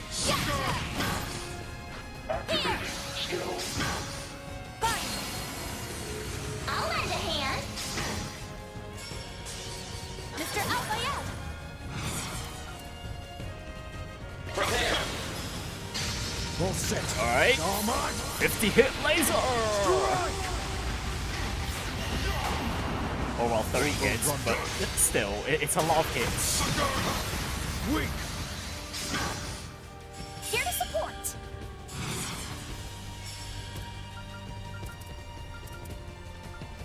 Go for it. Burn in hell! Kill a barrage! Keep it going! Hell yeah! Gotcha! Have some more! Gotcha! Test your luck! I don't have much time. If Mr. Thorndyke's claims are correct, then the world is... Indeed. Everything was decided the moment the sword fell to slay its foe. So if everything is over already, then why are you and the professor... Oh no. Angès! Does this have something to do with wherever she and Grammy made off to? No comment. Besides, you wouldn't want to hear the truth from me anyway. Now would you? Suffer the wrath of my fulminous flames!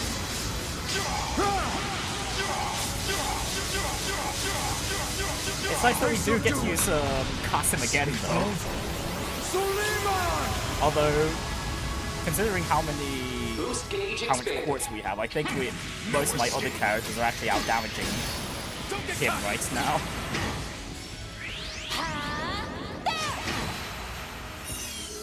Got your back!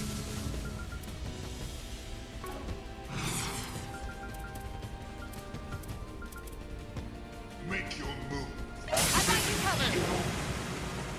I shall end this.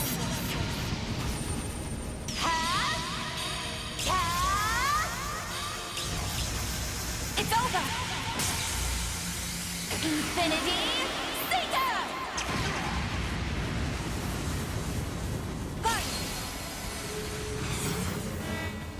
Oh, there's the interruption. Okay, how much is this gonna hurt? Witness but a fragment of my mind. Oh, did that also get the clone? I think that also got the clone.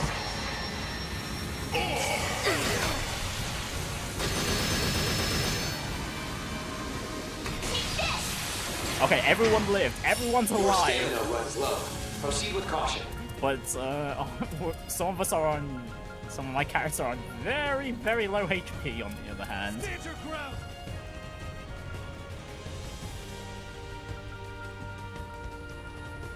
Prepare. All set. All mine. Strike. Have some more. I'll back you up.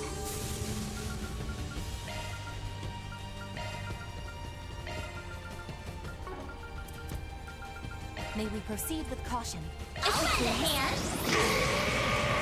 Here comes the closer. Bring on. Here goes. Take this. I'm just wondering now, like, what the hell will Kincaid have as a phase 2 here? Aside from, like, gaining more power or something.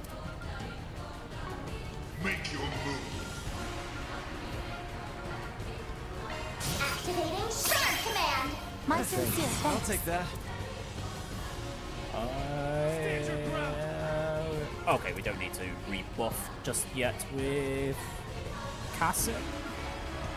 Don't stop. Sucker. Here to support.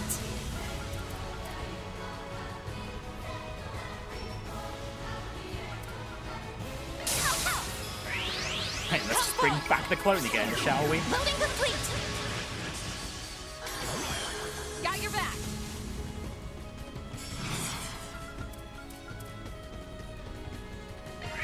Accessing. Initialize. Get going, Dan. Go full throttle. ZOC, activate. Allow me to help. Oh, whoops, I was going to use True Radiant Sun Ray there. Alright. Shark field engaged.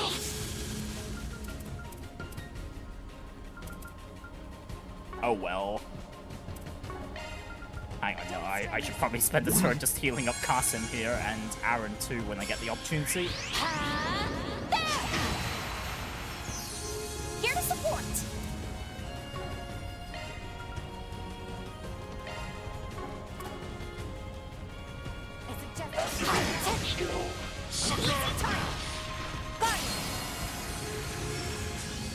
I'll back you up.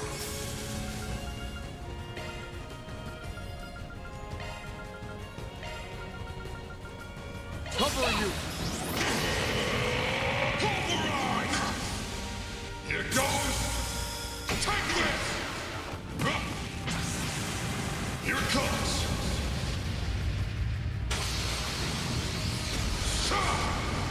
Alright, well, this will be getting really close to finishing phase 1. Radiant Sunray!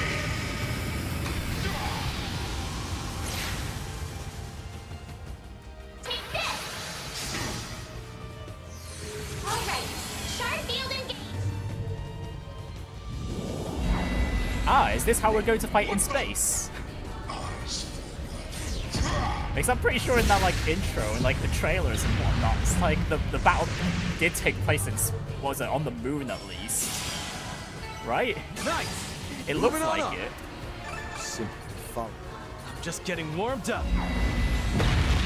Well, here we go, and it's on an asteroid. This place. So you shifted us? Well, here we go. This false world nears a new end, and beyond it, a new beginning. Man may not have been able to fell God, but a new dawn will come nonetheless.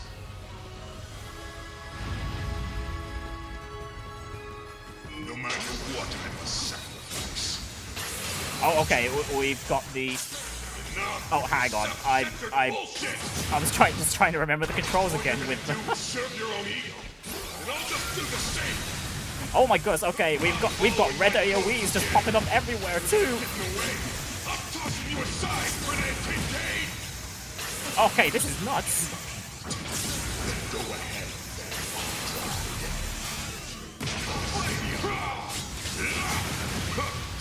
How are you still moving? Oh, and yeah, and the ZOC didn't affect Kincaid too much there either.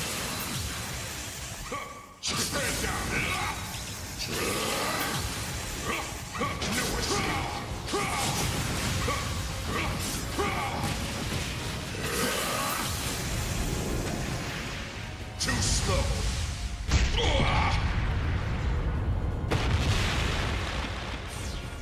Are you done already? After all that bluster? Not even close. Just figured you could use a little freebie. It's just a freebie. That uppercut.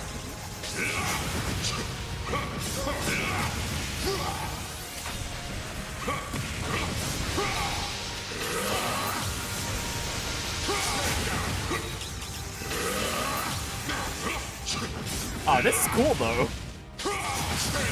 Especially with how varied Kincaid's moves are in the field battle here.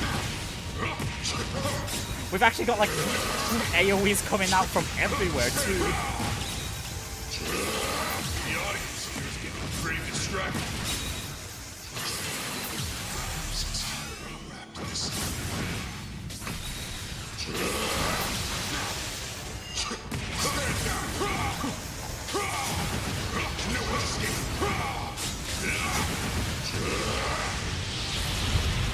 Alright, phase 2 time?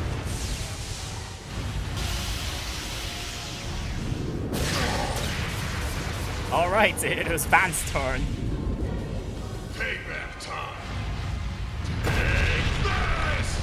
Boom!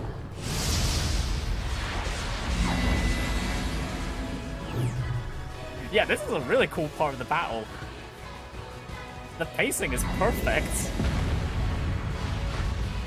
Oh, we're fighting back here? Oh, come on! You're back. Doesn't look like things are over just yet, though. Stand up, Van. Stay true to yourself in the face of fate. I'll help. Not just for you, but for all of us. You struggle to nothing. That's not for you to decide. Now let's close this finale out. Turbo code! Right, we may not have ultimate wins, but we do have turbo codes.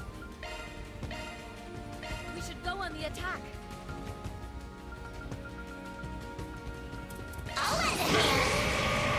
Here comes the closer!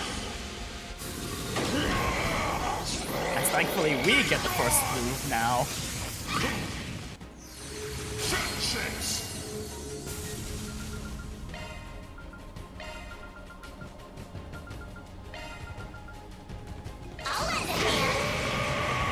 Oh, hang on, I could have delayed here. I just realized Van's gonna get a third turn in a row. Here it comes! Yeah, I could have waited another turn before using the S-Craft. Oh well. This is still gonna be big damage anyway.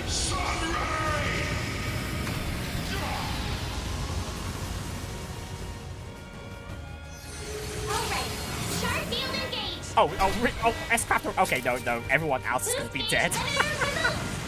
Witness but a fragment of my might. Slash! I'm sorry.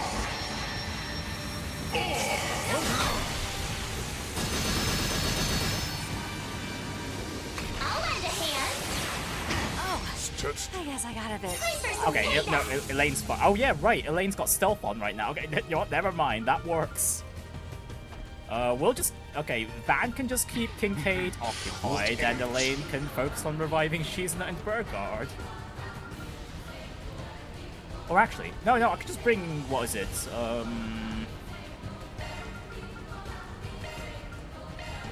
Ren in and just use Celestial.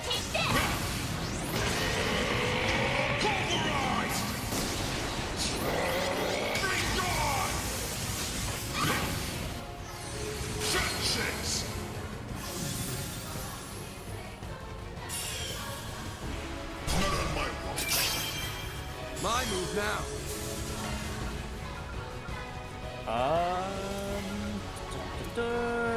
Nope, back to Turbo Code we go.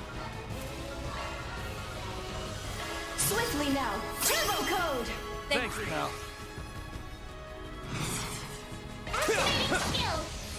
Just try. Go for it, Elaine. We swap I'm to pulling out. Ren. Leave it to me. Ren will... Yeah, we'll boost. Initiating drive. Just say the word. I'll aid you. And there we go. We have Burgard and Shizna back. Appreciate that. Here I go.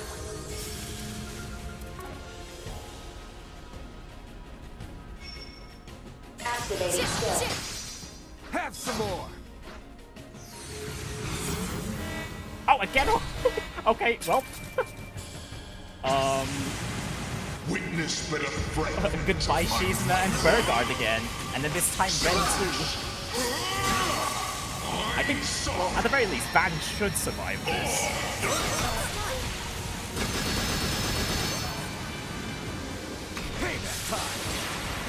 Yeah, just about. Just about. Okay. That was way too risky.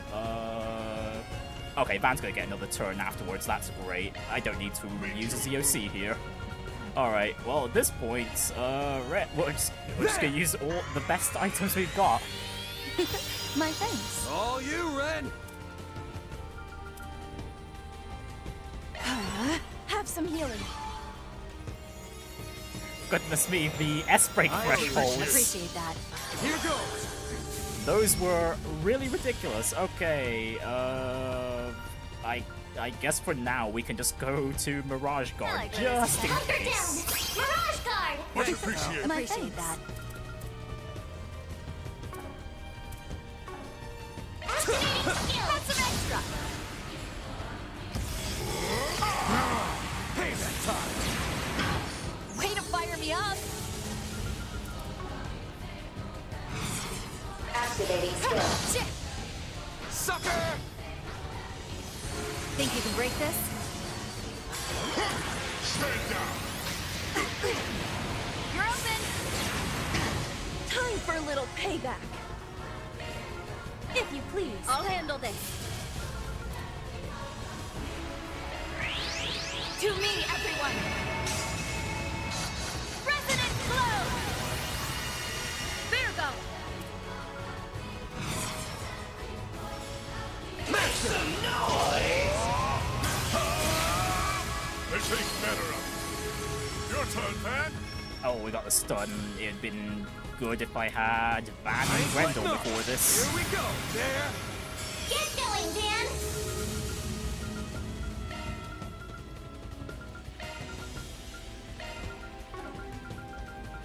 We should go on the attack. I'll lend a hand.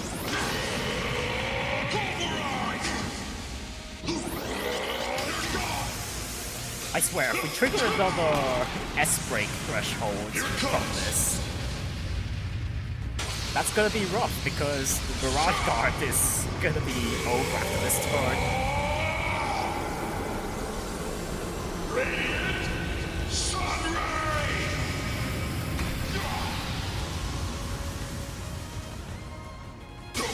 No problem. Here! I'll lend a hand. Alright, boost gauge limiter removed. Okay, no, we're still okay. We're still okay. Thank goodness. Alright, now we can go back to turbo code, I think. Turbo code!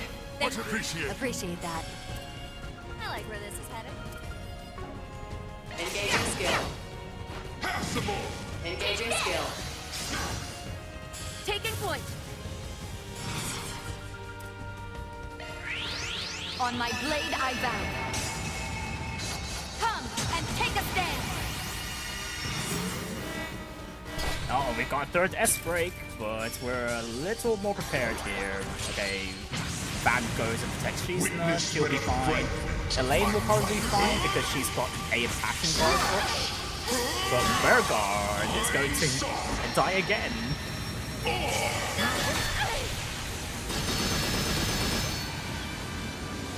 You're open. How dare you? Oh, never mind. Bergard actually survived that. This time. Engaging skill. Oh, radiant wings. Oh, neat. Okay, we don't have to waste time reviving anyone this time. Knights of Arcadia. Not a chance. Boost gauge upgraded. Here to help.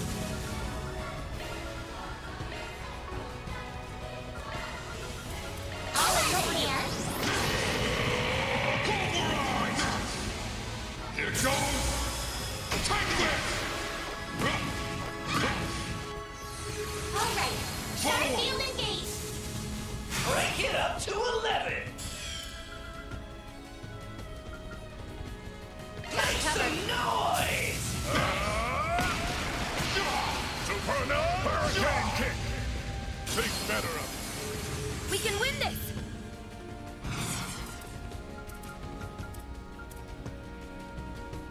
Engaging skill. Wings, guide me.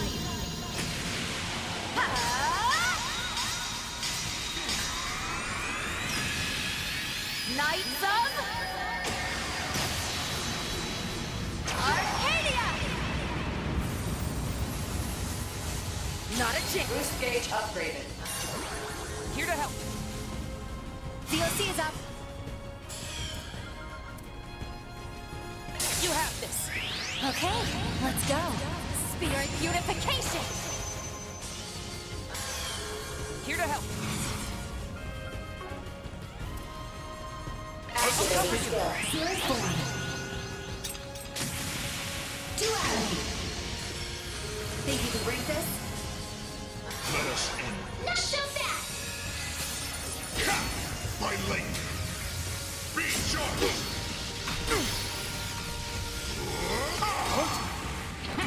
No escape.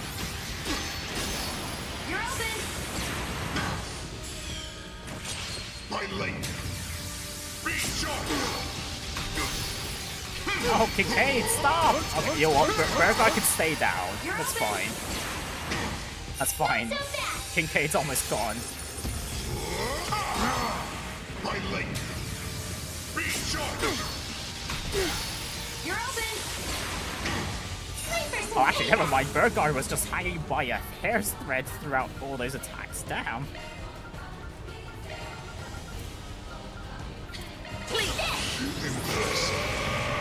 Here comes the closer.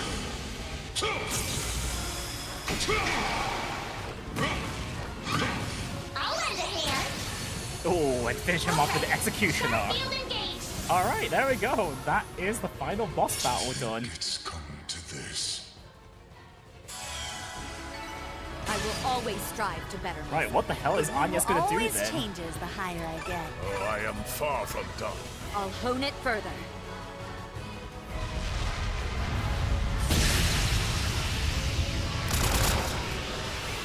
And how long has Kincaid had these Grendel powers for?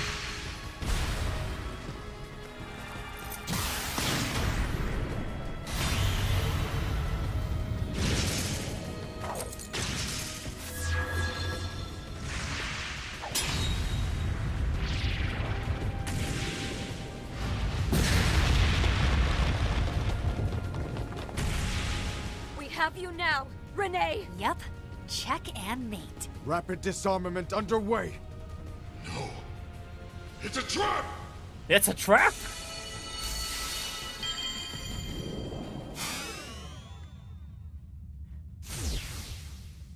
Clones? ZOC?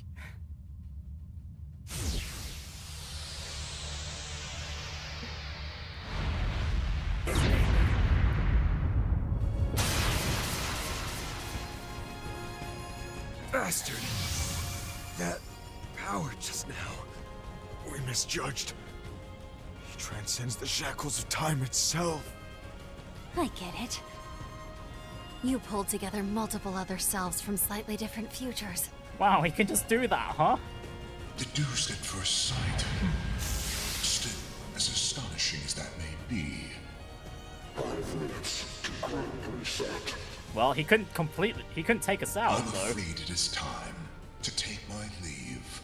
The strange thing is he has excellent control of them, too. It's surprising. President, these past 3 years were a most enriching experience.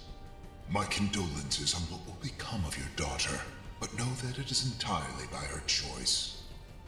Hold on here. Don't tell me that you... No. That Angès saw all this coming? Well, that's not too surprising considering the legacy she's inherited. Words. Till then.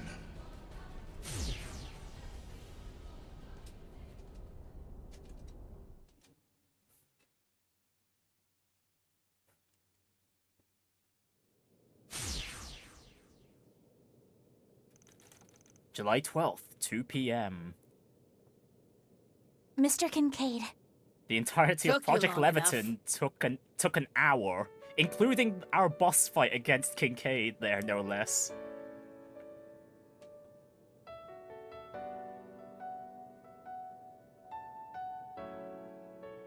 Right, so Trion Tower's gonna show off its true purpose then.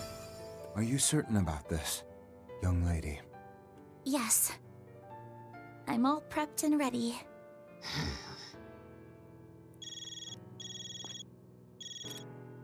Latoya, your work is about to pay off. Calling in from Cray Hills, is she? This is the result of your efforts as well, Dominique Kincaid. As for Angès, you're fully aware of what this procedure entails? Your great-grandfather, Professor Epstein, provided this world with a failsafe for which there is no substitute.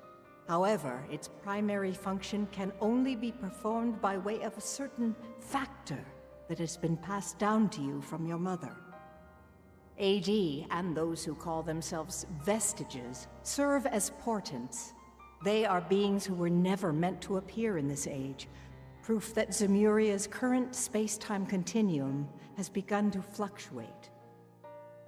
Even so, there is a high probability that your father's plan to drive a blade into the heavens will end up proving a success. If that happens, all my tricks and schemes will end up pointless, and there will be no need for Professor Epstein's failsafe. And you, dear girl, will be spared from having to follow in the footsteps of Lilia and Sophie. Angès, if I can make only one request, it's that you choose for the sake of what matters most to you, above all else.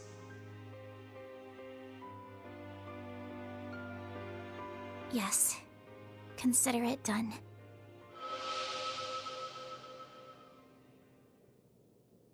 I was touched by the truth about my mother and grandmother, by everything it meant to them.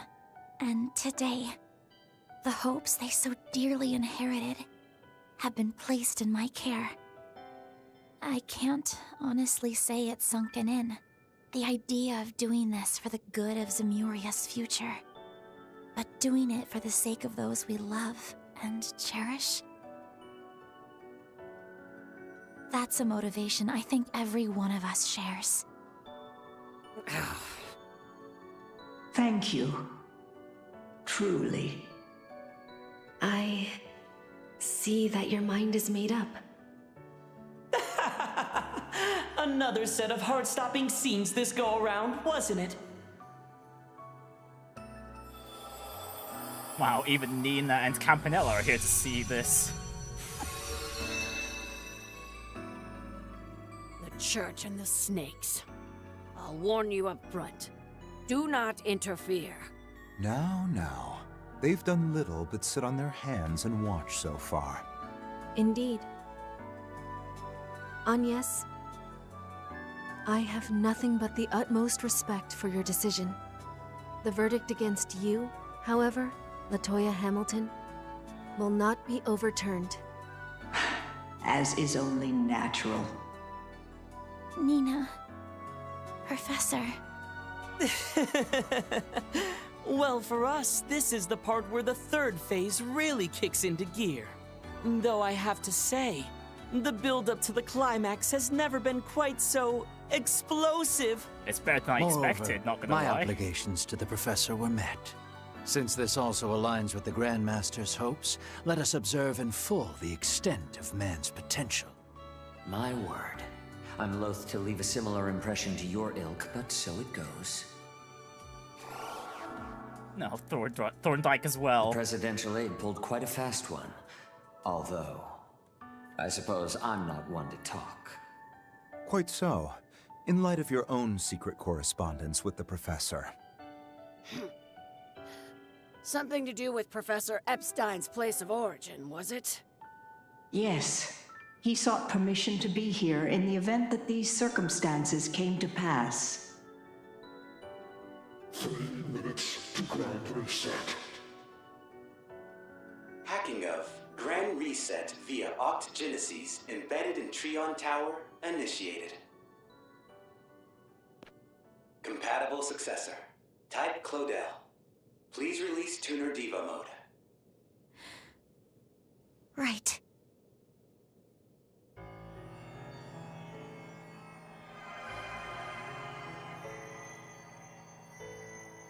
Well, the prophecy within the notebooks is being fulfilled.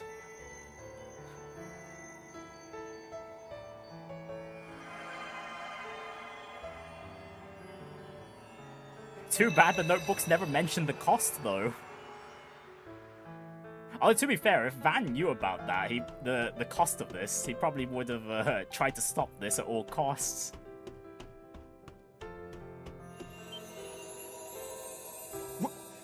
What's that light?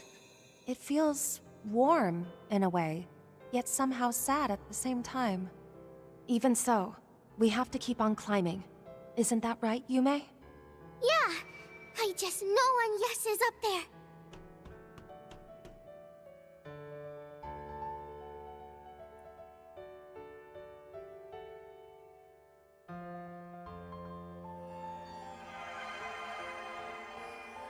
Stop this, Angès! Dad. Locating us posed little issue, I trust. How many times do I have to tell you? You don't need to bear this burden! Think of when your mother did. Are you really going to go down the same path as her? It isn't the same at all. So don't fret. Of course, I'm only ever making you fret. But please, let me shoulder just a bit of the weight. Hey, what's the big idea here? Van, Fairy, everyone. And yes, no! Whatever you're about to do, I'm against it all the way! You love-struck dumbass! One rejection and this is how you take it? Just double down on seducing the old fart every day till you finally win him over! You're seriously going Yeah, there? yeah, I was going to say, It's yeah. true though, Agnes. Like it or not, he can't brush you off forever. And also, what the heck are you doing here, Nina? More to the point, as co-workers and comrades, we cannot simply cast you aside. That's right. You comforted me during my own similar struggles. Remember? And Gran! Just what are you trying to accomplish here? Even if it's for the sake of humanity's future, will you truly impose this in full on one girl? It's a shame, Judith. I really did hope to tell you properly. I managed to patch the others in. Agnes, you need to think this over. Yeah, seriously, Aggie. Anyone can tell you're about to do something crazy. Does it involve changing your entire being? Like when I was turned into Carmine Altera? Except in this case, it'd be irreversible, wouldn't it? Well, Please reconsider, Agnes. knowing Falcom's writing, I don't think this will be completely irreversible. This isn't like you, Agnes. Think about all the hardships you've overcome with them up till now. True enough. Arkwright Solutions just wouldn't be the same without you around. 1 minute to grand reset. Thank you. But I'm sorry. To Fairy. To Katja. To Nadia. Swim. And Lapis. I can't apologize enough. To Van and Ren. To Aaron. Rosette. And Judith. And to Elaine. Bearguard. And Shizuna as well. For all the worry I've caused by keeping this to myself. I really am a rotten employee through and through. You're just going to have to fire me over it. Nope, rejected, denied. Sacking employees is something for the boss to decide. You don't get a say. And don't think I haven't realized why you came to me in your school uniform 2 days back. It was on purpose to make you easier to turn down, so that nothing could stop you from biting this bullet. Guilty as charged. Turns out, I really have gotten sneakier. Grand reset in T minus 30 seconds. 29. Enough is enough! Just give this crap a rest, damn it! 26. 25. 24. 23. 22. 21. 20.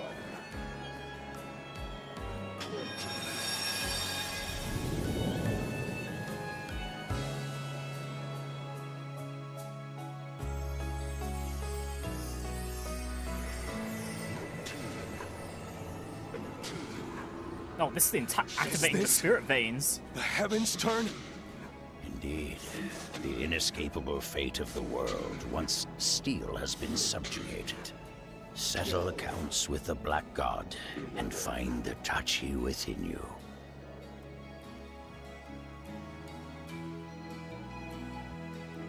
Dear, oh dear.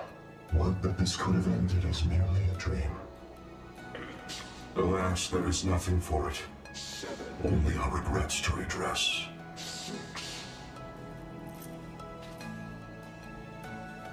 Forgive us for placing this burden upon you all anew.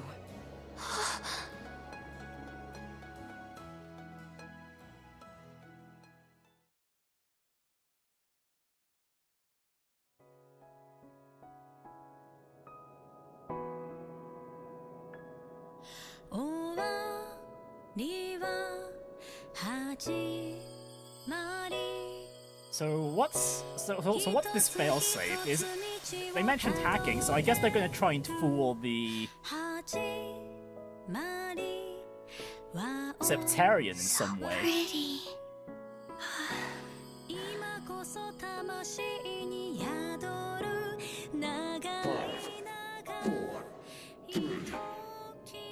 That, or because she's absorbed all the geneses, and the fact that the 8th in particular records all the sin. Requesting space-time to activate the Feathergrade's collapse. Set to calendar year 0.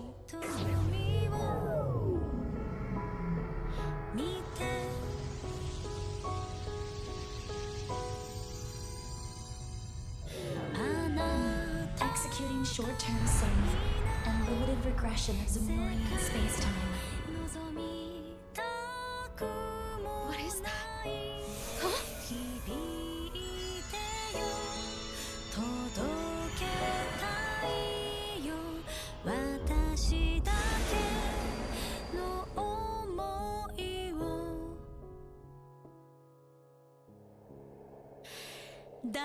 Damn, Angès is looking really pretty in that dress. But there she goes.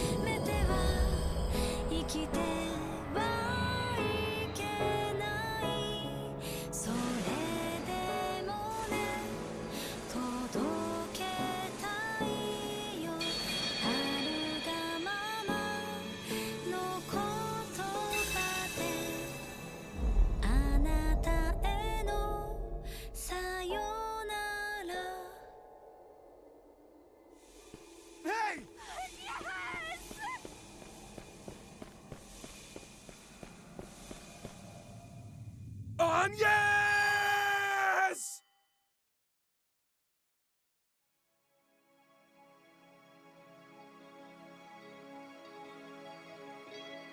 Damn. You can't help but think of Angès being similar to Kia in some ways. Oh yeah, the situation is somewhat similar.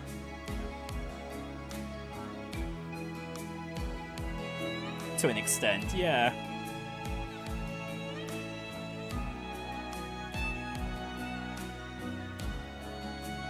Actually, I did think about that, because I was thinking, like, did what Kia do in...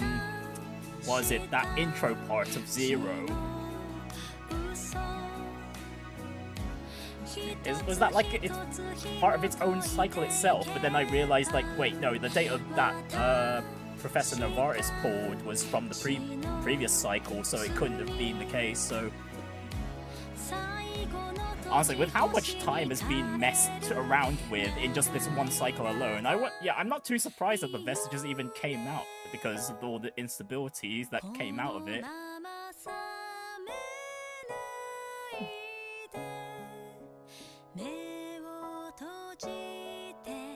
Alright, so to an extent, the resets did occur, but it seemed probably like in a limited capacity then.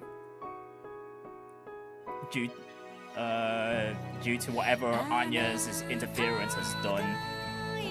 And just looking at how the Zypher disappeared from that girl's hand, I presume like from the next Trails game onwards, there's going to be like a reduction in the level of technology as well.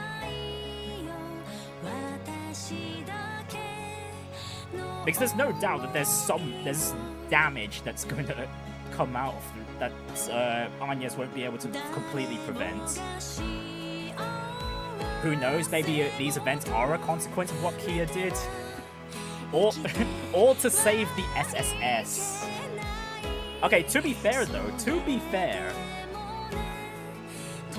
knowing Renne's journey, she probably wouldn't have gotten involved in all of this with the Calvard what happened in the Calvard games if Kia hadn't done what she did, considering that's like the turning point for Renne in her to become the lady she is today.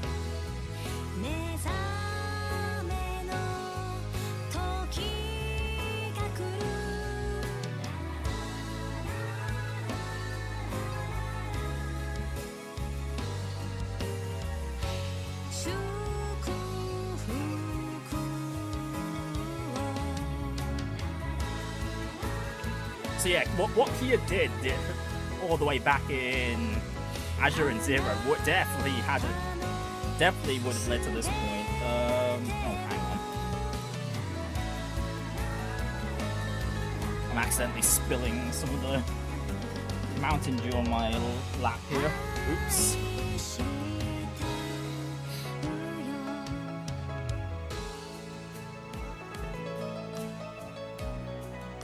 Right, so how much damage was done here?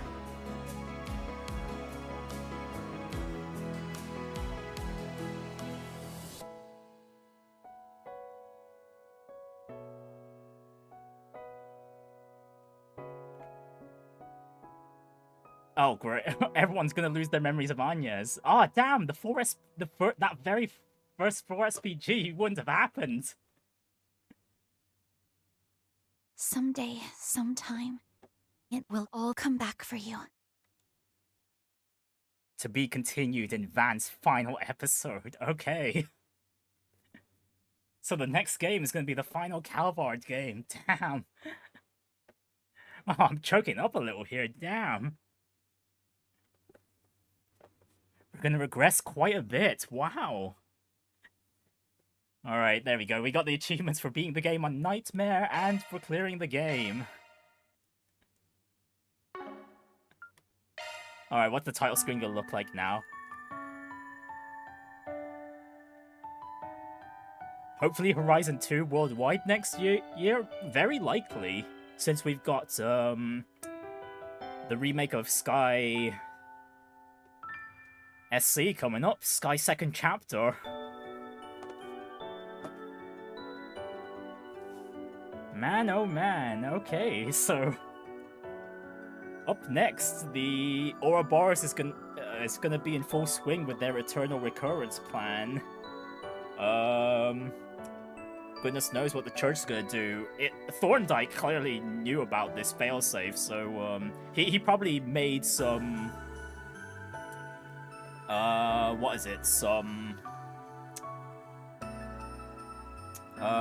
some backup plans of his own, perhaps.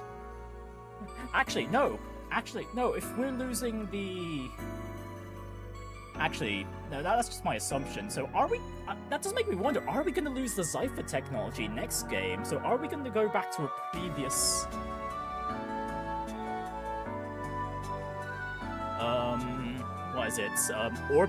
generation of orbments? Or will this next cycle...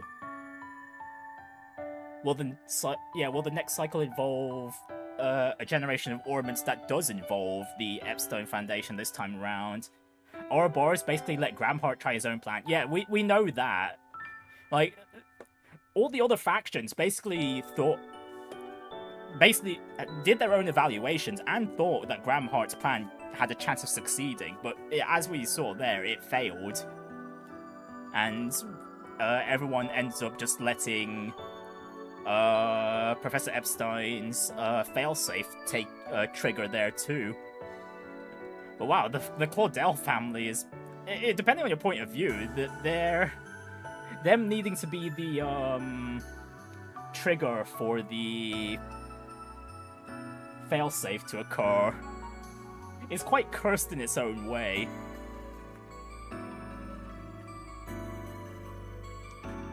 And honestly, I'd surmise as well that now that we know that a lot of cycles have occurred, it could be that maybe in some earlier cycles, orbital technology wasn't a thing, but after repeated cycles, Professor Epstein was able to figure out orbital technology and then pave the way to even being able to make this failsafe in the first place.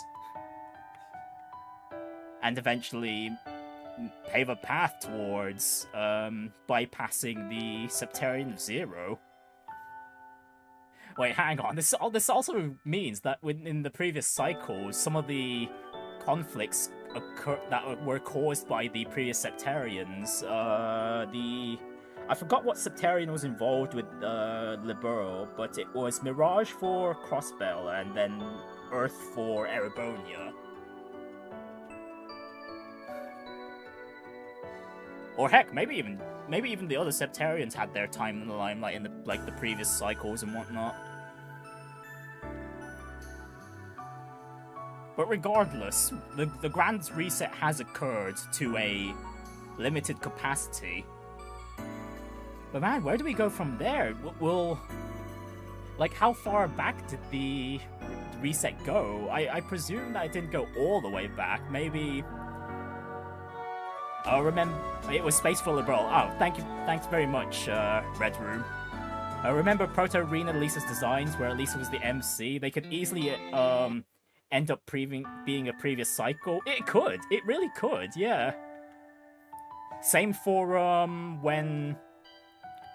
Initially, what was it? The writing, Estelle and Joshua's positions were reversed for the Sky Games too. That could have easily been its own cycle as well.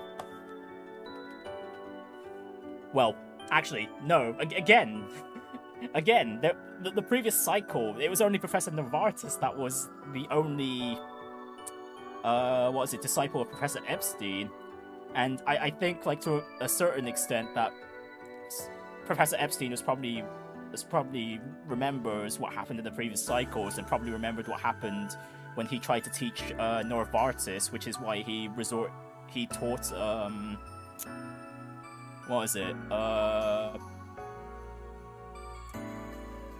the current disciples instead, Hamilton, Schmidt, and Russell.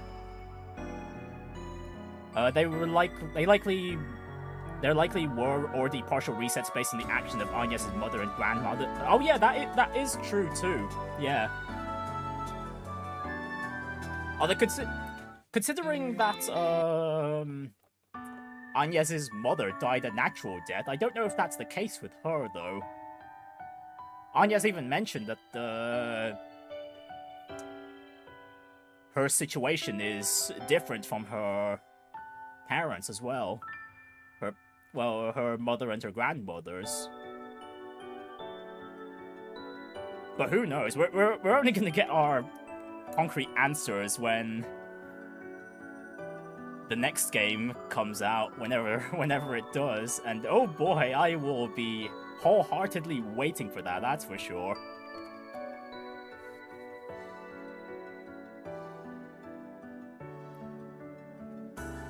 That being said, though, a lot of the other, let's say, historical monuments that have appeared in the past as well, I wonder how much... Yeah, now that we know, like, a lot of time shenanigans have been messed up over just the course of the Calvard arc alone, I wonder how many things that have appeared in the past, were actually a result of things that happened in the future. It's really crazy to think about. You're glad Falcom is taking their time on the sequel because this is the hardest cliffhanger to follow on? It really is. You just gotta wonder where we even go from here. It's gonna involve Van for sure, but depending on how far back we go, Van will have to rebuild his relationships with his staff. Who knows? Maybe the other characters will have different personalities next time. When you think about it, Novartis is basically a prisoner of the cycles. The world did not reject him; he rejected the world. Yeah, he did manage to at least bypass one cycle and appear in this one. And knowing, despite how mysterious the Grandmaster is, we know to an extent of how much she can interfere with the world, so clearly she has her own method of getting around the cycles as well. She might have witnessed multiple cycles herself too, and considering her blue hair as well, she might have been involved with the church at some point. That being said, that does lend a lot of credence to how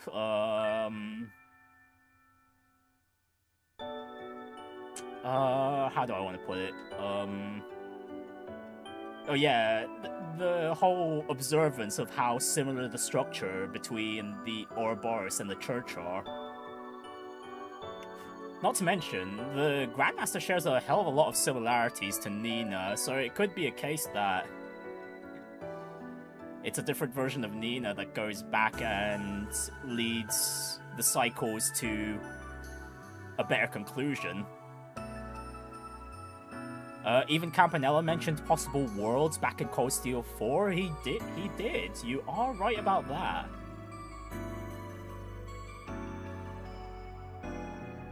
I just wonder to what extent the... Oh, actually, I wonder if,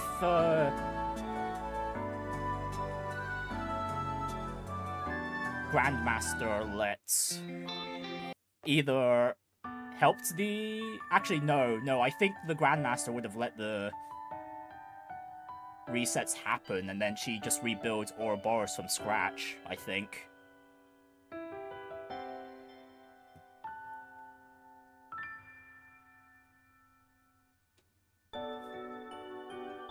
Because otherwise, we wouldn't have the natural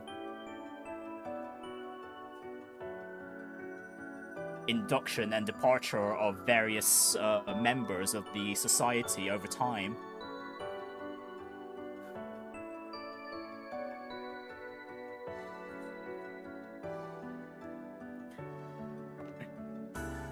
Well, regardless of what Ouroboros does, it's just gonna be all part of the Grandmaster's plan, as we all know. I truly wonder how much the Grandmaster knows about this, though. Considering she's made her appearance in front of Van, no less. Actually, think about it. Van's the only protagonist in the series that's actually had an audience with the Grandmaster. Yeah, I think there's a good chance the Grandmaster might be doing some big things in the next game, too. Yeah, and the fact that Novartis was the sole disciple in his cycle means that they do not follow fixed paths. That is true. And not to mention that there'd be a massive butterfly effect to even lead to all the characters following the paths that they have gone through. Oh yeah, does anyone have any theories as to who the blonde-haired lady was? Who the vestige who pulled off their mask at the end there? At the very minimum, it seems like Marielle recognized who they are. Oh, actually, think about it. Blonde hair.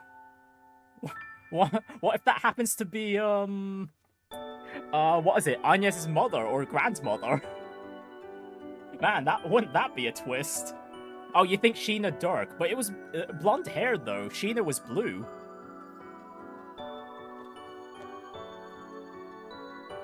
Or to be fair, she could have dyed her hair, but at the same time.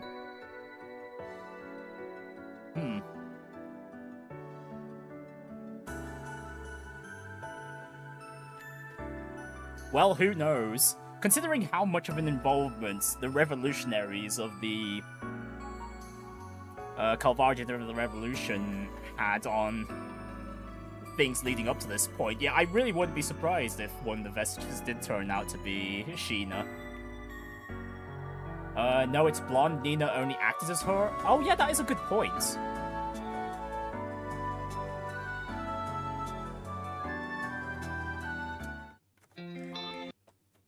Yeah, but what about her swordsmanship, though? Oh, actually, yeah, Rufus was the one to recognize, but... would he have known anything about Calvardian swordsmanship, though?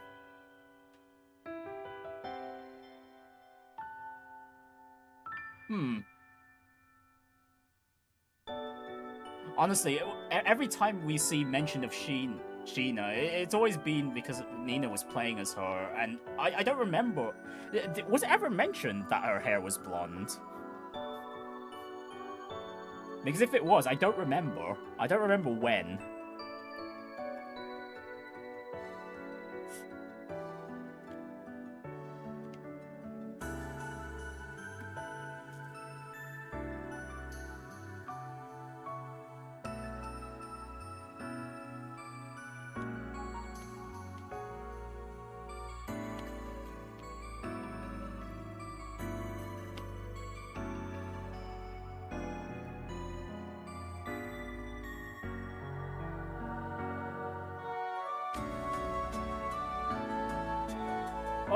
But yeah, that's Trails Beyond the Horizon complete. We have Trails in the Sky second chapter in September to tide us over until the next game. And even then, what is it? From what we know of Falcom's plans, the next game isn't going to be the last Trails game, isn't it? There's still at least going to be one afterwards, no? One or two.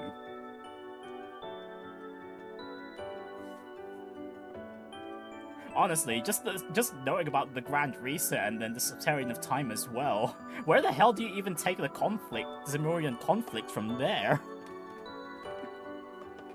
What else is left aside from maybe dealing with Ouroboros, but it's not like they're against humanity in the slightest.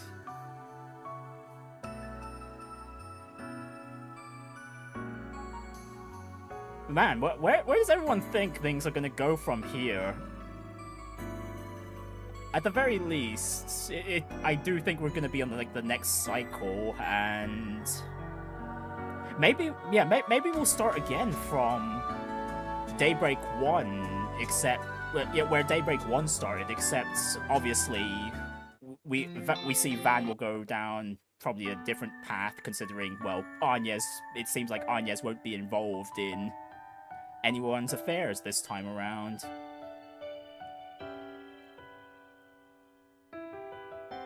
Oh boy, this is definitely going to change a lot of characters for sure, though.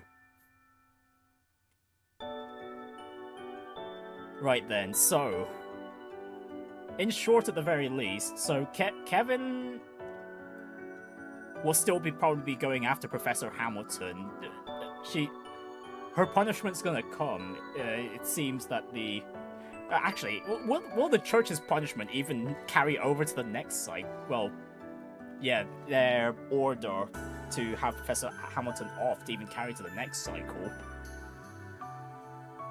Actually, no, it might, considering how much of a they have, like, all these apocryphas and whatnot in their library. It might be a foretelling of, like, some of them would be a foretelling of future events, so maybe there will be some recording of that just popping up in their library in the next cycle.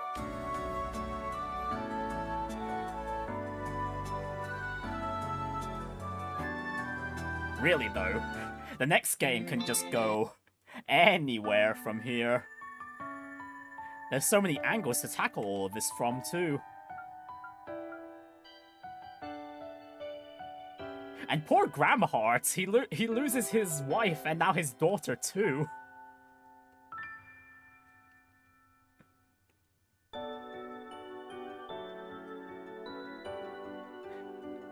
He's definitely gonna... If this cycle continued, he would definitely be, like, in some bar or something, drinking his sorrows away. Poor man. Man didn't deserve that. He tried his best and yet failed all the same. Ah, man.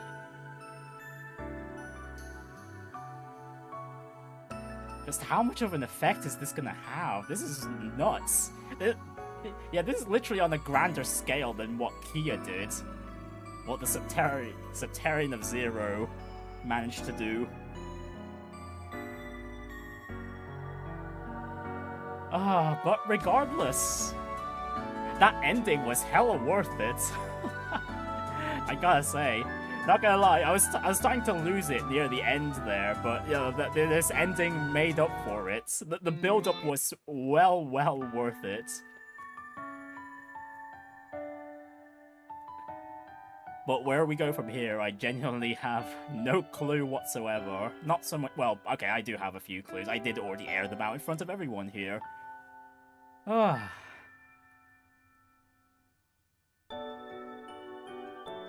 But alas, that is it for The Legend of Heroes: Trails Beyond the Horizon.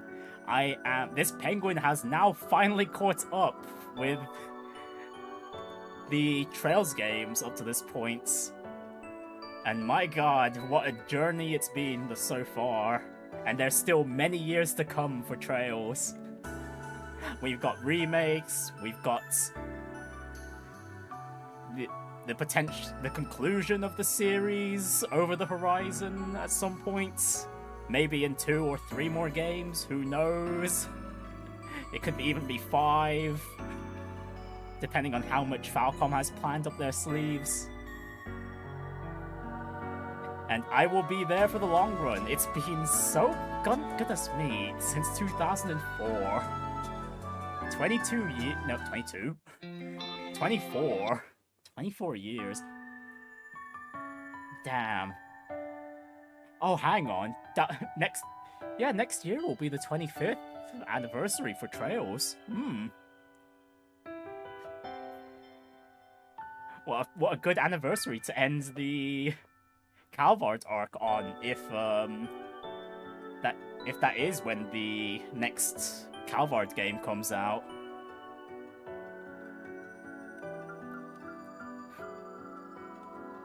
Right then, so the next major Septarian to deal with is the Septarian of Time. How the heck do we deal with something on that grand of a scale? Do we suddenly build up an army of assault frames in the next cycle, perhaps?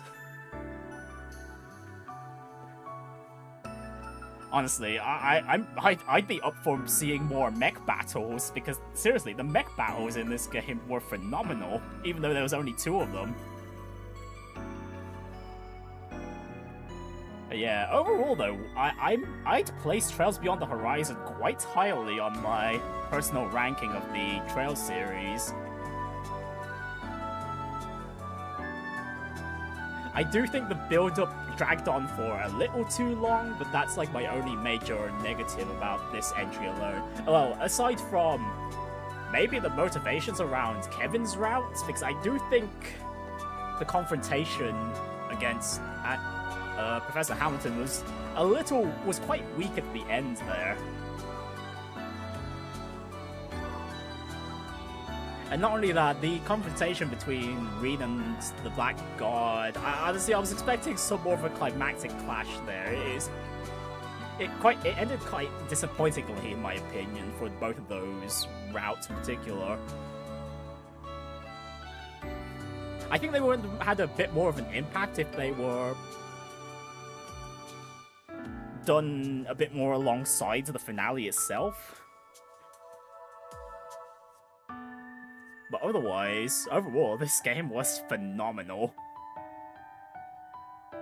Definitely enjoyed my time with it, that's for sure. But yeah, now we have to wait. How many months now?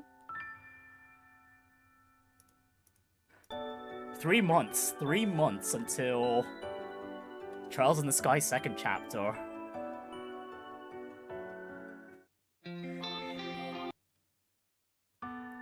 Well, for now, though, there are other games we can play in the meantime before then. At the very least, the Steam sale started, so I think I know one of the long-term games I'll be starting up for, well, after next week's stream, since I've already made the mention that we're going to be doing another Arknight's Endfield stream, and doing Osu again. So basically just a repeat of what was it, last week or the week before? I forgot which week it was now. Goodness me.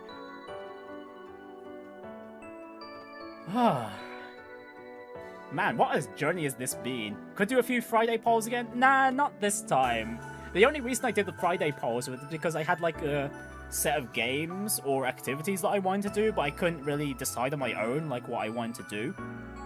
Which is why I put them in the polls in the first place. And that if I do bring the Friday polls back, that'll be it'll be because, well, I'm quite indecisive as to what I want to do for those streams. But yeah, I do have a concrete idea of what to do for the next few weeks. Yeah, if I get stuck for games, yeah. But I haven't had the need to do the Friday polls again for this year. Well, that being said, though, what can we carry over from New Game Plus? So is it just the same stuff? Okay, basically the same stuff. Okay. Yeah, same stuff as like the previous 2.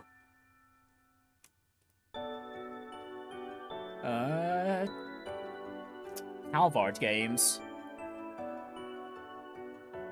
But yeah, that... Oh, that's a good question, though. Do I put this above or below Trails Through Daybreak. Actually, yeah, I think I'd at least put Trails Beyond the Horizon above Daybreak. Daybreak was phenomenal, but, you know, I think Horizon's done a lot to build up towards the future here, or I guess the past in the next cycle, though. Again, goodness knows where we go from here. You know, where in the cycle do we pick things up from? Regardless, we know it involves Van. The Vestiges are going to get involved again. Ouroboros is going to make their moves. They're no longer bound by their pact with President Gramheart either, so they'll be in full swing for any more conflicts in Calvard. I wonder, will Marduk even exist in the next cycle? That's another question, is like, will the technology regress far enough for that to happen?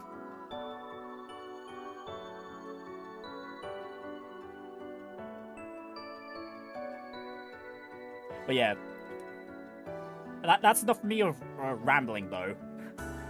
Overall, phenomenal game. Very fantastic end game for sure. That was amazing. All the twists and whatnot. Anya sacrificing herself. The battle with Kincaid was great, although I think I did end up trivializing it because of all the buffs we got from the gourmet levels.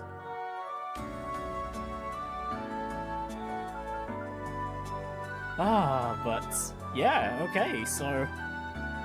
Oh, actually, that being said, though, considering there's a bit of a regression here, it's a good excuse to keep Renne around for the next Calvard game. Especially considering she was supposed to go back to the Liberal after all was said and done here.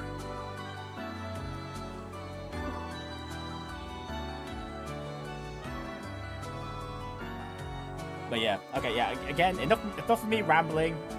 Fantastic Trails game. I'll give it a solid 8 to 9, 8.5 out of 10. Yeah, 8.5 out of 10 sounds good. Yeah.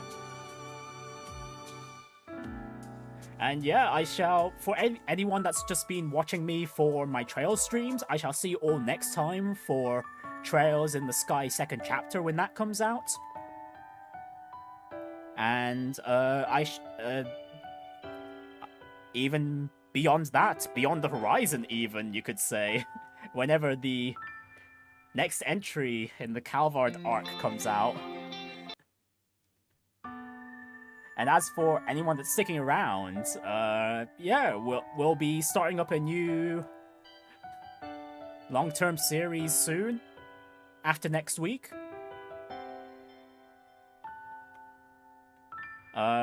A bit of a hint as to what that is, especially with the Steam sale having come up. Let's just say I owe someone in chat this game. If you know, you know. There may be a bit of chaos involved. There we go, there's 2 hints, okay? There's 2 hints. For now, though, my plans for next week, another Osu stream, another Arknight's Endfield stream. I'm going to do Contingency Contract again. I'm going to push into the Risk 40 this time around, on stream. And yeah, that's it for next week, unless something wrong occurs. But other than that, yeah, that's my schedule. And I'd like to thank you all for watching, and everyone that'll be watching in the future, and I shall see you all next time. Take care of yourselves, and have a lovely evening. Bye.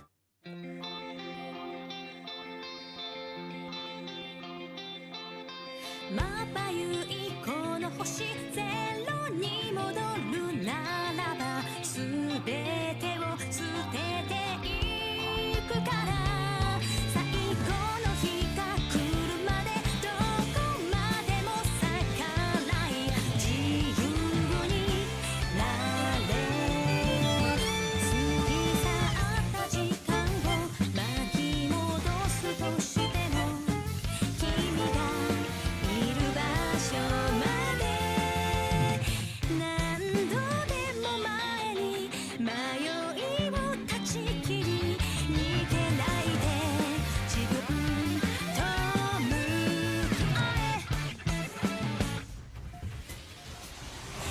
越える